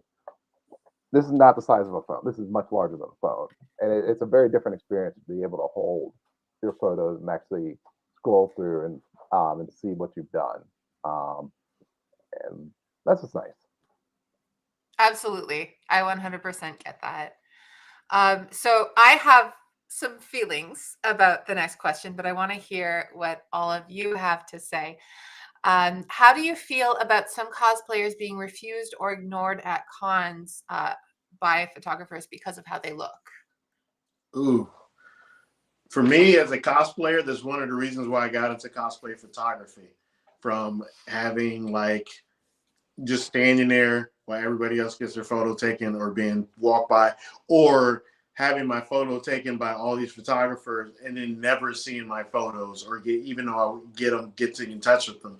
And after hearing that for so long from other friends and stuff like that, I decided to be a lot more aggressive with who I shoot with, especially I like meeting new people as well. And so I shoot with anybody. Doesn't matter body type, who they are, whatever. If they admire my work or if they actually shoot with me at a con, I do my best to make time for them and shoot with them, even if I'm dead tired, which I've done before.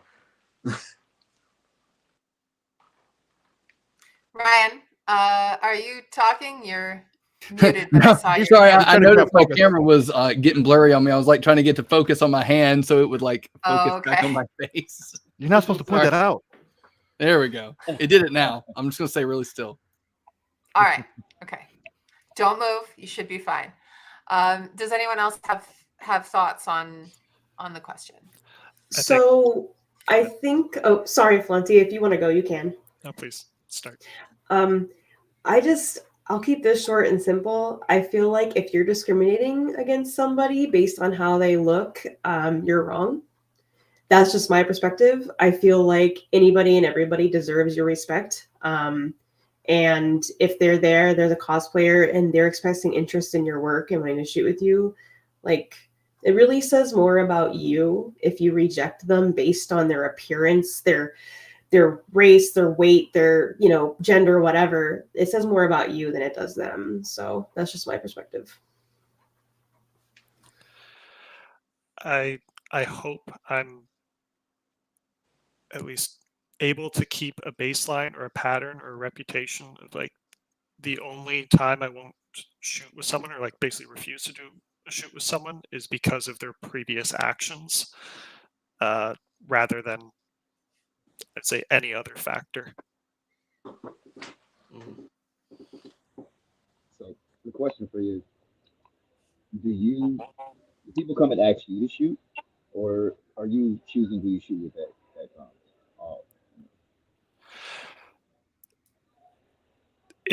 These days, I'd say it's more so I let people reach out to me. It really does depend on the convention.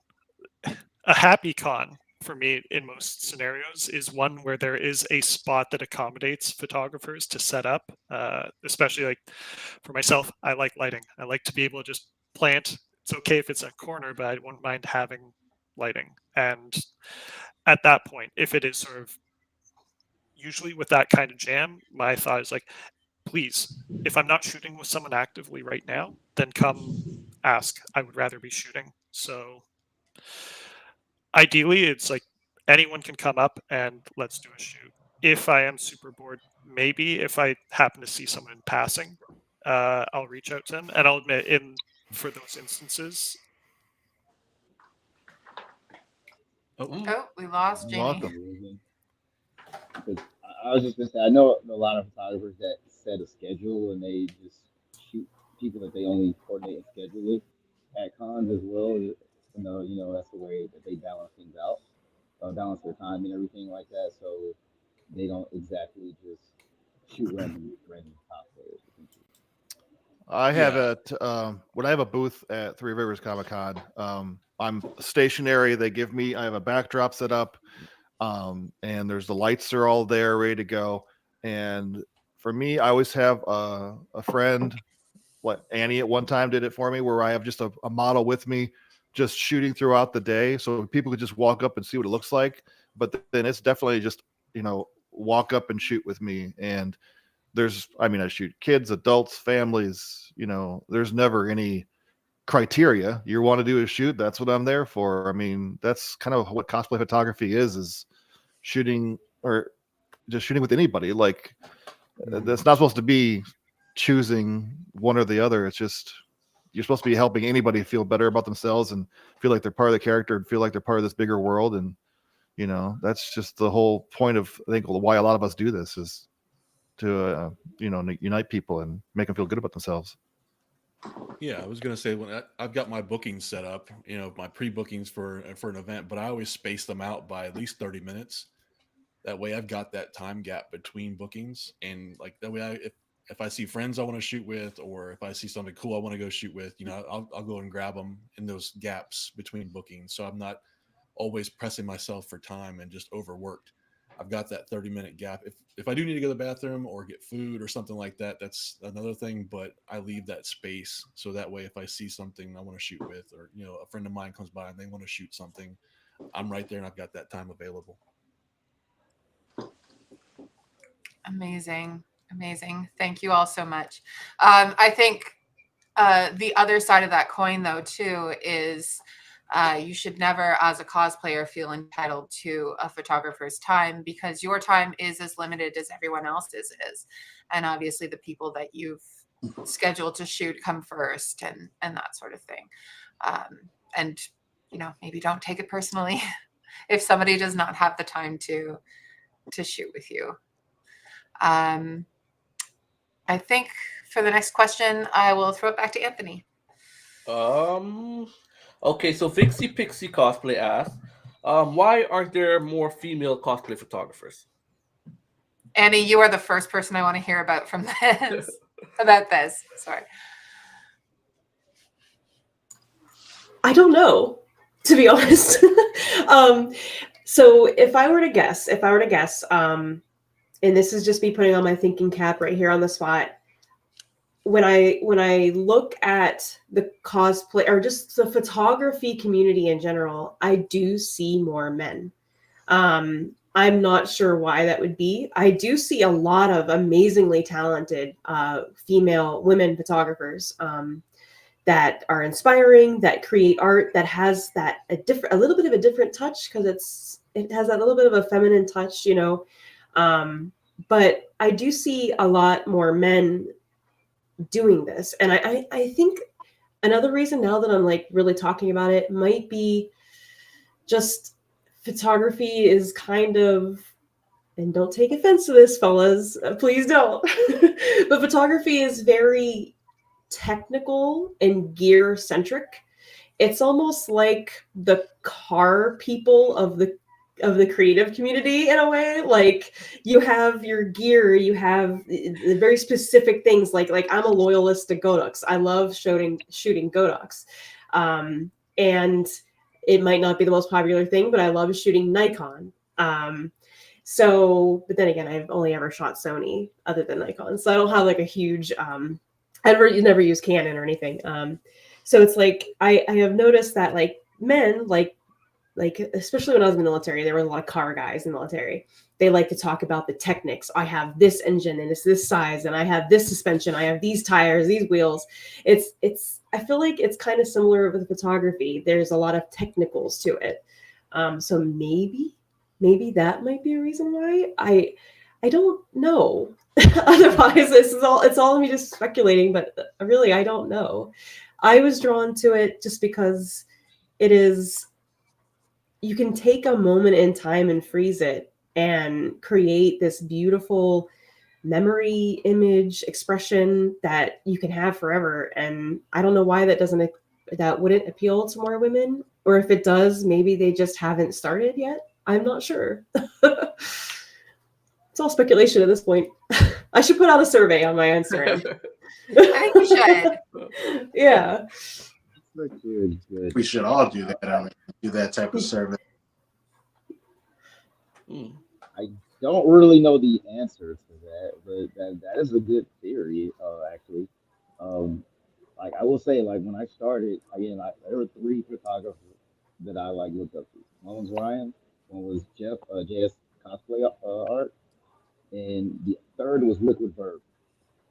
She's an amazing photographer. I don't know if you've seen her work, but she's amazing. And I studied her work. She had like tutorials out there early on.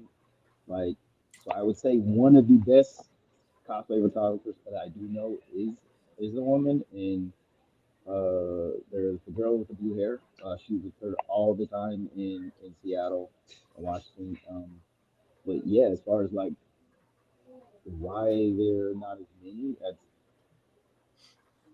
I think partly also possibly because I mean, in this like nerdum fandom stuff, like I think it's a little bit easier for women to get into the cosplay side of it versus the photography side, like naturally. And I think it's probably a little bit easier for guys like, well, I don't really feel like dressing up, or I don't, may not be maybe less comfortable. You get less attention as a photographer than you do as cosplayers, and especially when you're coming from the perspective of like women versus men. So I think that maybe also has something to do with it. I also would like to add, just for the record, as a woman coming into the cosplay photography community, I never received pushback. I never received anything from any of my male counterparts. I always felt welcomed. I always felt like I belonged. So if there are any women photographers listening today that they want to come into this community, trust me, you'll be welcomed. I mean, it's a place for you. I can honestly say I have never received any, like you hear a lot of like women going into the STEM field and men trying to push them out and things like that. But I have never run into that doing cosplay photography. So please, women photographers, join us. I'm going to be careful with how I word this. But I think one thing that we run into is that there are a lot of guys with cameras, the GWCs, if you will, especially like at a con or just like out there on the internet. And that's like, again, even like when I was doing a lot more fashion, there was like there was that element of just like folks with not great intentions or folks who just had a camera and just like came to the con. And it's like I'm just gonna take photos and like folks tend to congregate in a hallway or like one of the more busy areas just trying to grab photos, and that kind of drowns things out a little bit. I know a lot of my female photographer friends out there, like Honey and Heather Photo, Amy Photos, a lot of folks who are going to cons and taking some of the most beautiful work you've seen. But there are like a lot of like photographers who are going to cons who are like trying to tell a story. It's very hard to tell a story on the gazebo level of KatsuCon on a Saturday. So they're like, we're going out. It's like we need to tell a story elsewhere where the people aren't. So, I mean, maybe that affects visibility. I'm not quite sure. And am I the best person to ask or answer this question? Obviously not. But I mean, I think there can be a lot of theories as to why this sort of thing can happen.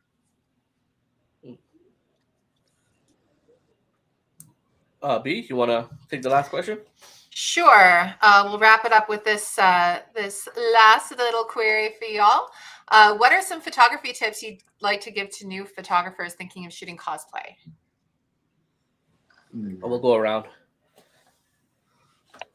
So, World of Gwendana? Yeah. I think for me, when I was starting out, actually, can I come back to this one? I need to think about that one. Sure, we'll come back. There's a lot of thoughts that I have, but I just need to focus those in. I see Ryan typing away already. Yeah, Ryan's making his notes. I can start. All right, you want me to go? Okay, so I want to say don't compare yourself to other people. Everybody, just like going to the gym, everybody starts at a level.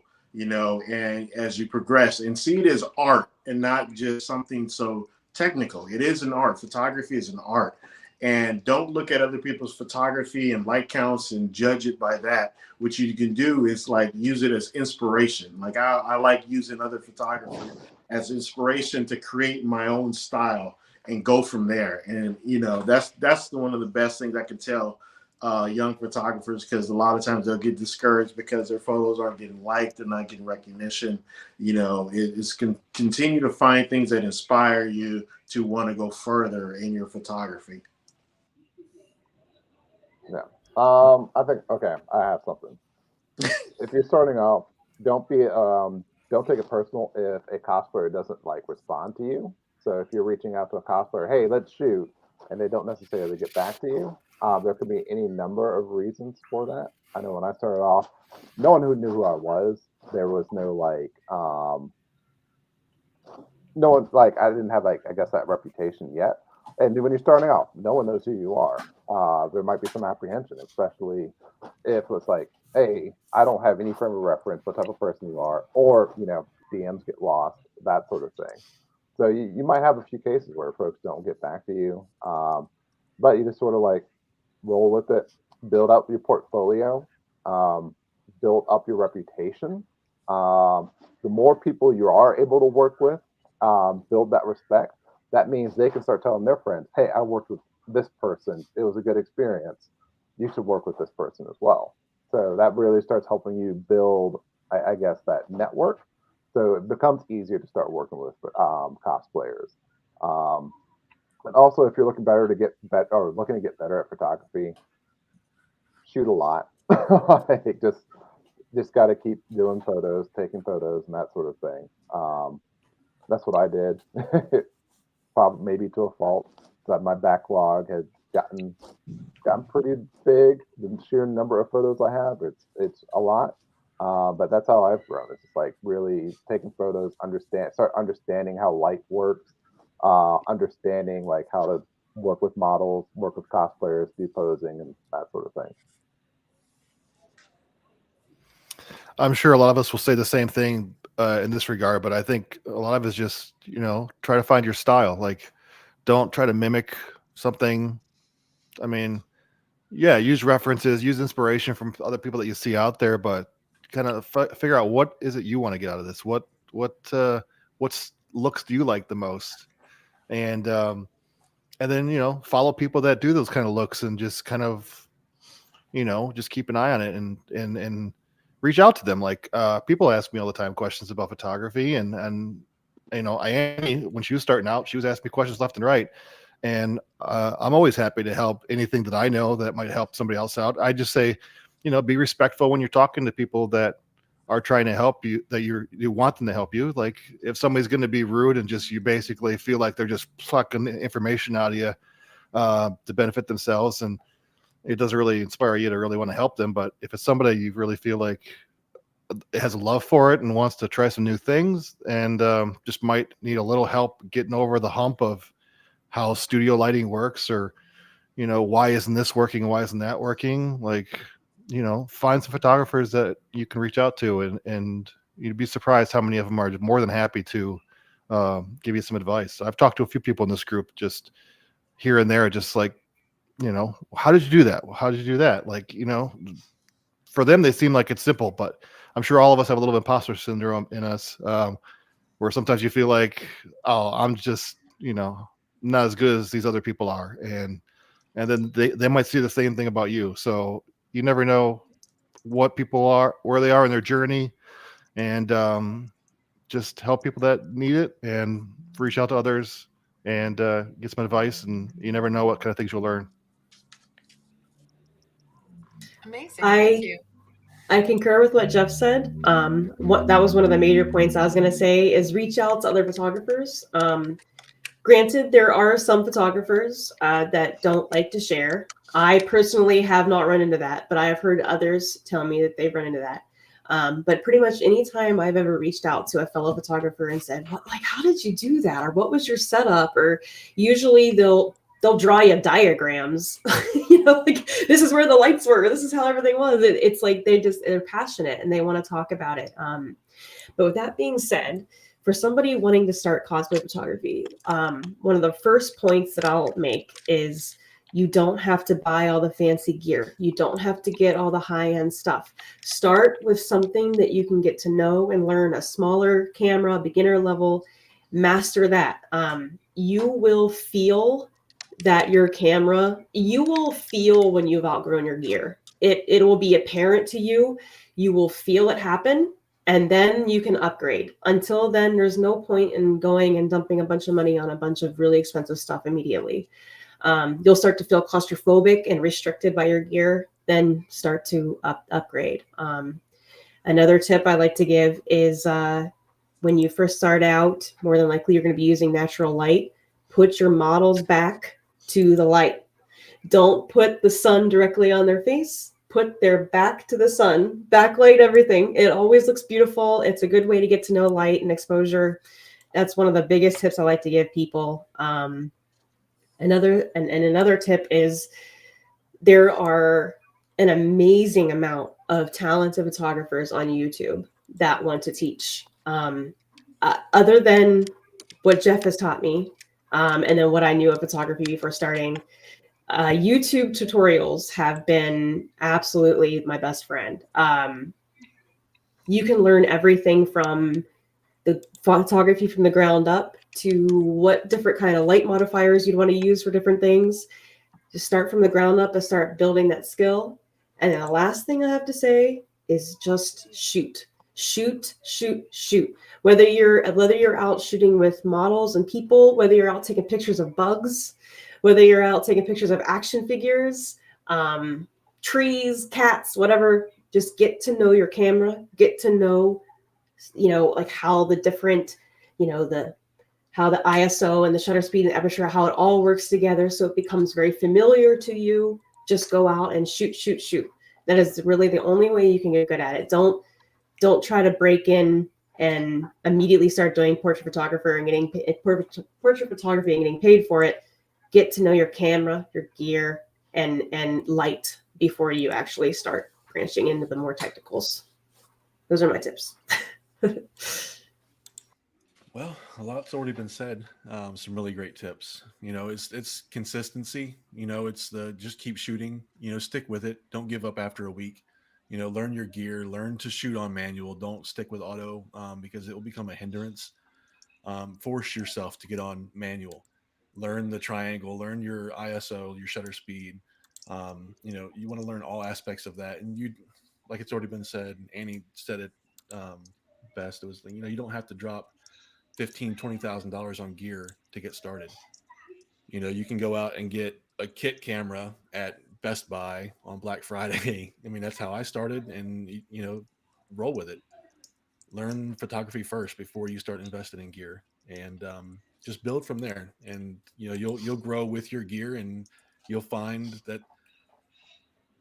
I know it gets asked a lot, what's the best brand of camera to start off with? It's whatever you want to go with. Just get started. There is no best brand. There is no best camera. There is no top. You can shoot anything you want to with whatever camera you have in your hand. And today it's iPhones as well, or Android. I mean, you can have a lot of fun with anything you have in your hand, and just learn photography and have fun with doing it. You don't have to buy a $10,000 camera to do it. That's funny you said that, because I was looking at cameras because I was considering it once, and someone had said to me, it doesn't matter what camera you have. Yeah. Well, this was a photographer that said it. If you don't actually know photography, I can shoot a better photo with my iPhone than you would with the most expensive camera. 100%. I mean, you can take pretty much anything nowadays and create amazing work. You don't have to have the top of the line, $10,000 camera to do whatever you want to do.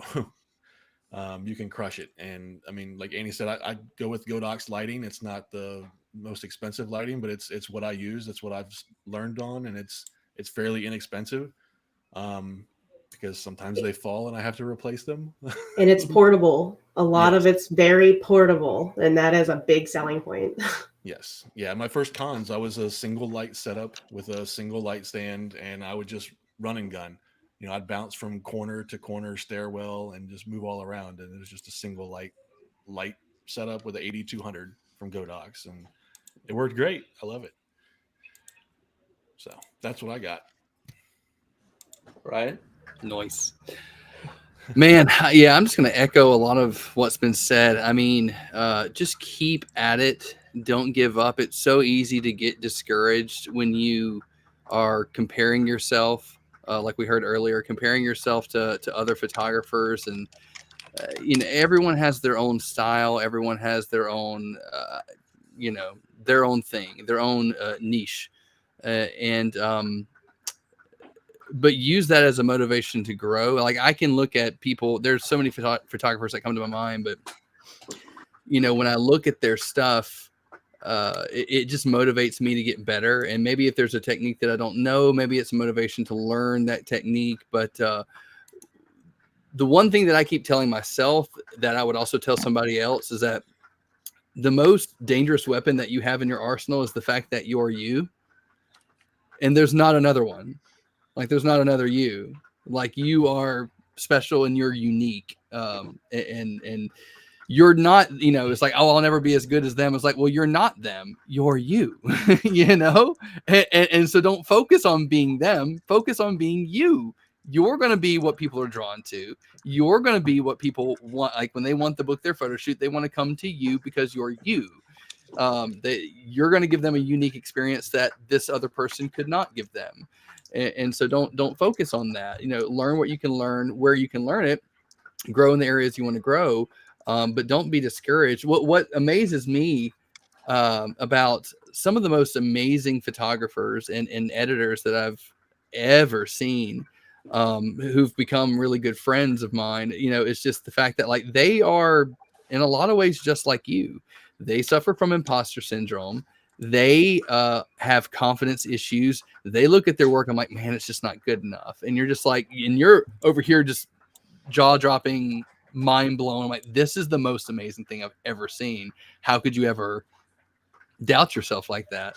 And that's also a good thing about the communication of chatting with other photographers, is that when you kind of surround yourself with people who are not also just crazy talented, but they are inspirations, because when you're down, they pick you up, and when they're down, you pick them up, and you encourage each other. And so it's kind of like I'm thinking of like anime right now. I'm like thinking of like, Goku and Vegeta. It's like they're always constantly at it, but at the same time, it's like there's kind of like a broship going there at the same, so it's maybe it's a bad example, but because I'm not like attacking anybody, but like sometimes I'm like literally jealous of what they're doing, but then I remember like, oh yeah, but like this is like my friend Dustin, like he's insane at what he does, but I'm like, but I'm not Dustin, I'm me. And then he'll look at my stuff and feel the same way. And so we just encourage each other. We encourage each other. And that's what I've always loved about the cosplay community, is that everyone tends to be so uplifting and encouraging and supportive of what they're doing. And when that confidence isn't there, you've always got a community of people who kind of bring you back up and bring you back to reality of like, oh yeah, I mean, I guess I am pretty good at this, and yeah, don't be afraid to ask questions. It is amazing to me, some of the, and not just in cosplay, like some of the biggest like fashion photographers and portrait photographers. It's amazing how they just will answer their DMs like that, and I'm just like, wow, I'm talking with so and so who's like kind of a big deal, and they just respond. And so don't ever I think we have a problem to like deify people as if they're like really higher than what they are, when they're no better or no worse than you, and so yeah, just don't be afraid to ask those questions. You'll be really surprised and humbled at how quick people are to respond and actually want to talk, and want to talk about it. And I guess one of the other things I was going to say is just don't be afraid to fail. I mean, that is how we grow. It is my buddy Dustin Volkema. If you don't know who that is, he's amazing. But like he is amazing. Oh yeah, he has a thing where he says embrace the suck. So it's like everybody kind of goes through a phase where they feel like they suck. And everybody, especially when you start out, like, man, I just don't know if I'll ever get to that level.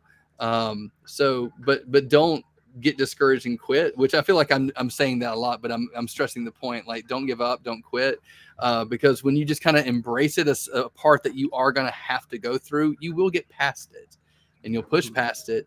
And then that's how you get to whatever level you're trying to get to. And then the cycle may start over again, but like, there's always, it's like after the rain comes the rainbow. You know? And so, yeah, I could ramble on and on, but yeah, we all have those first photos. Yeah, don't yeah, post. that you want to forget. Last time you spoke with Dustin, he was on the podcast. There was some website that you were talking about, photography website. I mean, the helping tips and stuff like that as well. Is it this? Is it this? Yeah, CG Hacks. Oh, there you go. There it is. Yeah, CG Yes, Hacks. you want to speak about it a little bit and let people know? Oh yeah. CGHacks.com. It's an awesome website that Dustin created, and I've gotten to do a lot of help with that. And we're doing like YouTube tutorial videos and stuff like that. And Ryan Anson, Anson Photos. I think that's his. Anyway, Ryan Anson. He's insane at what he does as well, and several others that have helped. Adrian Antelock. Just combining like CGI and photography and stuff like that. So there's, but a lot of it is digital assets, whether it be for Photoshop, like fire or lightning and other stuff that you can use if you do a lot of like Photoshop compositing and stuff. But also they're just tutorials on there and other things that are just meant to help aid you in being the best photographer and editor that you could be, so that was kind of the heart behind why it was created, is to help photographers have great quality effects for their Photoshop composites without having to spend a million years having to create stuff yourself. So it's like it's been created, a library has been created for you. And so yeah, that was kind of the reason why Dustin created it. And so it's helped me out a lot. Awesome. Yeah, no bribe or side money provided here. I've got some CG Hacks assets, like the smoke packs, the fire packs, the lens packs. They've made my life considerably easier. It's great stuff, as have the tutorials. When talking about like getting into cosplay photography or photography in general, I think like, yeah, with a lot of what Ryan said there, like, we're all people. The cosplayers are all people. I'd say 99% of us happy to talk and happy to, like, when approached, will respond. I think the act of like, how do you get into this or how you do it? I think some of it depends. Like, if you already are a skilled photographer and you're just trying to move into cosplay, I'd say easy. Just go to a convention and ask to do some shoots and just get your foot in the door and provide good stuff to people, and no problem. But if you just like, you want to get into photography because of cosplay, and that will be your starting point. Like, I know fake it till you make it's a common term, but I wouldn't recommend like jumping in and booking shoots. Like, I would still say, like, let people know that you are learning, and if possible, try and practice ahead of time. Identifying what you're trying to learn is super important, whether it's a lighting style or a composition style, because if you know what you're trying to figure out, that allows you to look for it. And as Annie mentioned, like, there's tutorials, there's websites, there's resources, there's all kinds of great things. You just need to know what you're trying to do. And like, this was pre-cosplay, but for me, I did it in hindsight, a stupid project of taking a photo and like publishing it every day for a year that I was going to do as a joke with my friend, but he was actually serious about it, and we ended up doing it. So I had to take a photo every day.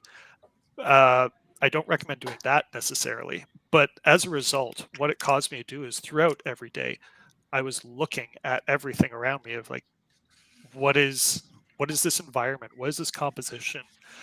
Just to like find something to shoot. But that is something that you can do. Light is there all the time. So even if you don't have your camera with you, you can pay attention to the light where you are. How is it falling on people, whether they're walking down the street or like you're on a train, and how light like or shadow will go by.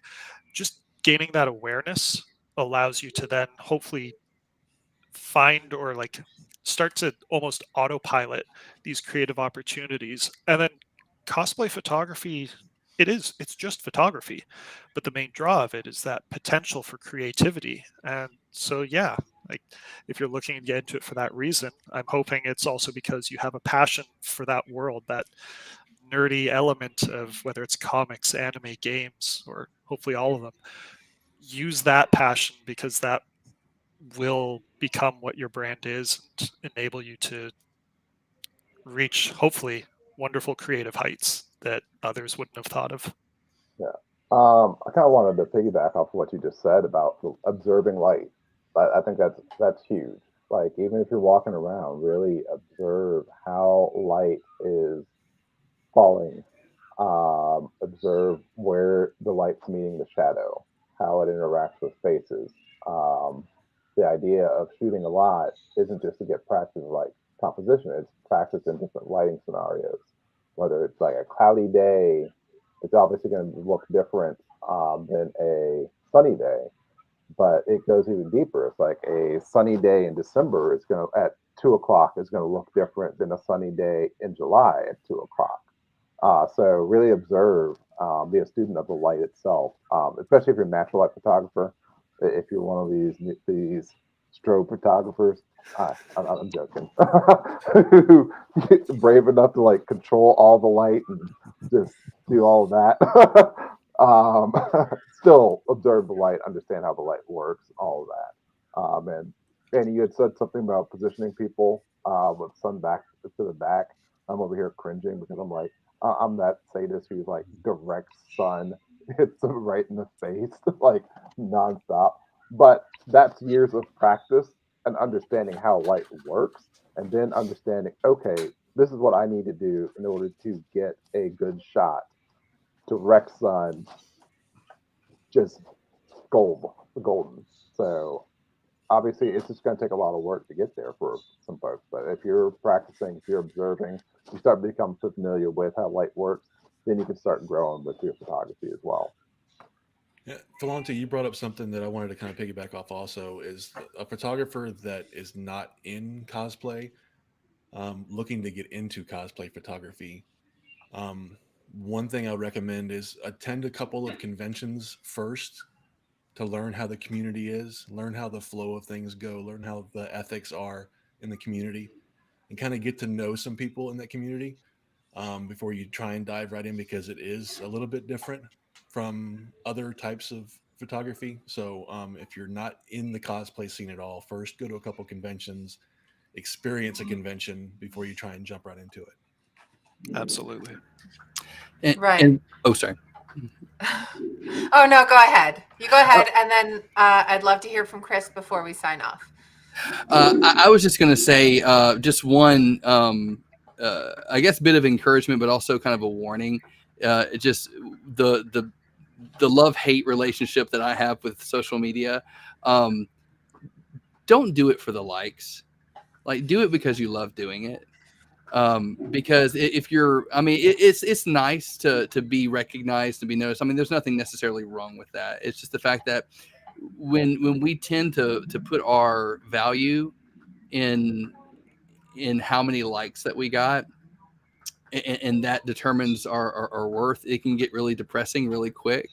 And just know that, like, first of all, you're a human being, and your worth and your value and your dignity doesn't come based off of how many people liked your image or how many followers you have, or you're so much more than that.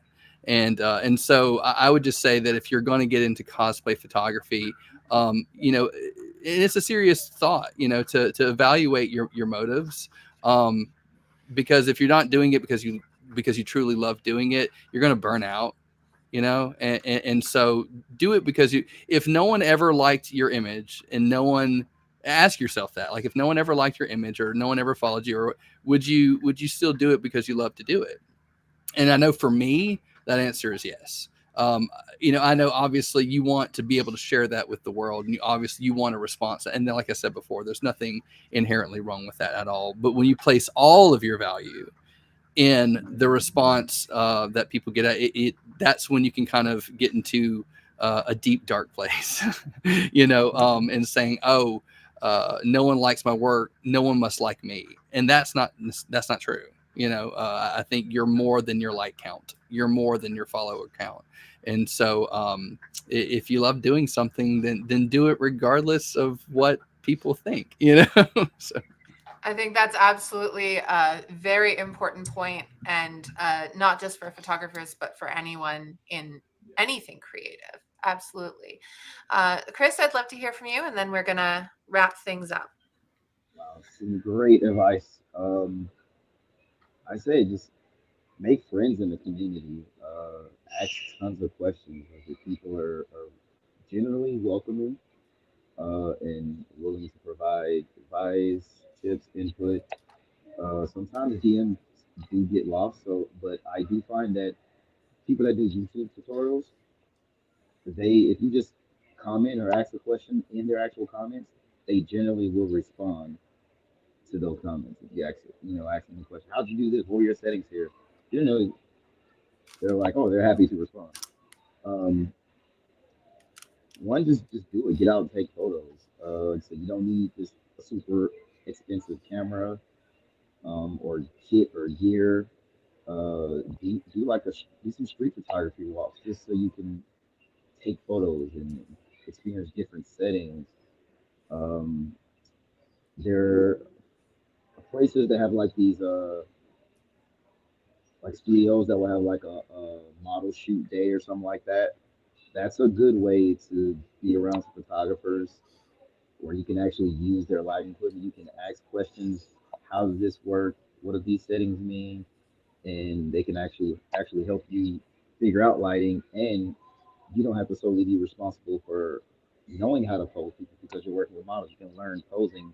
They will help you through all that, and it's just an easy way to use someone else's lighting without having to buy something expensive.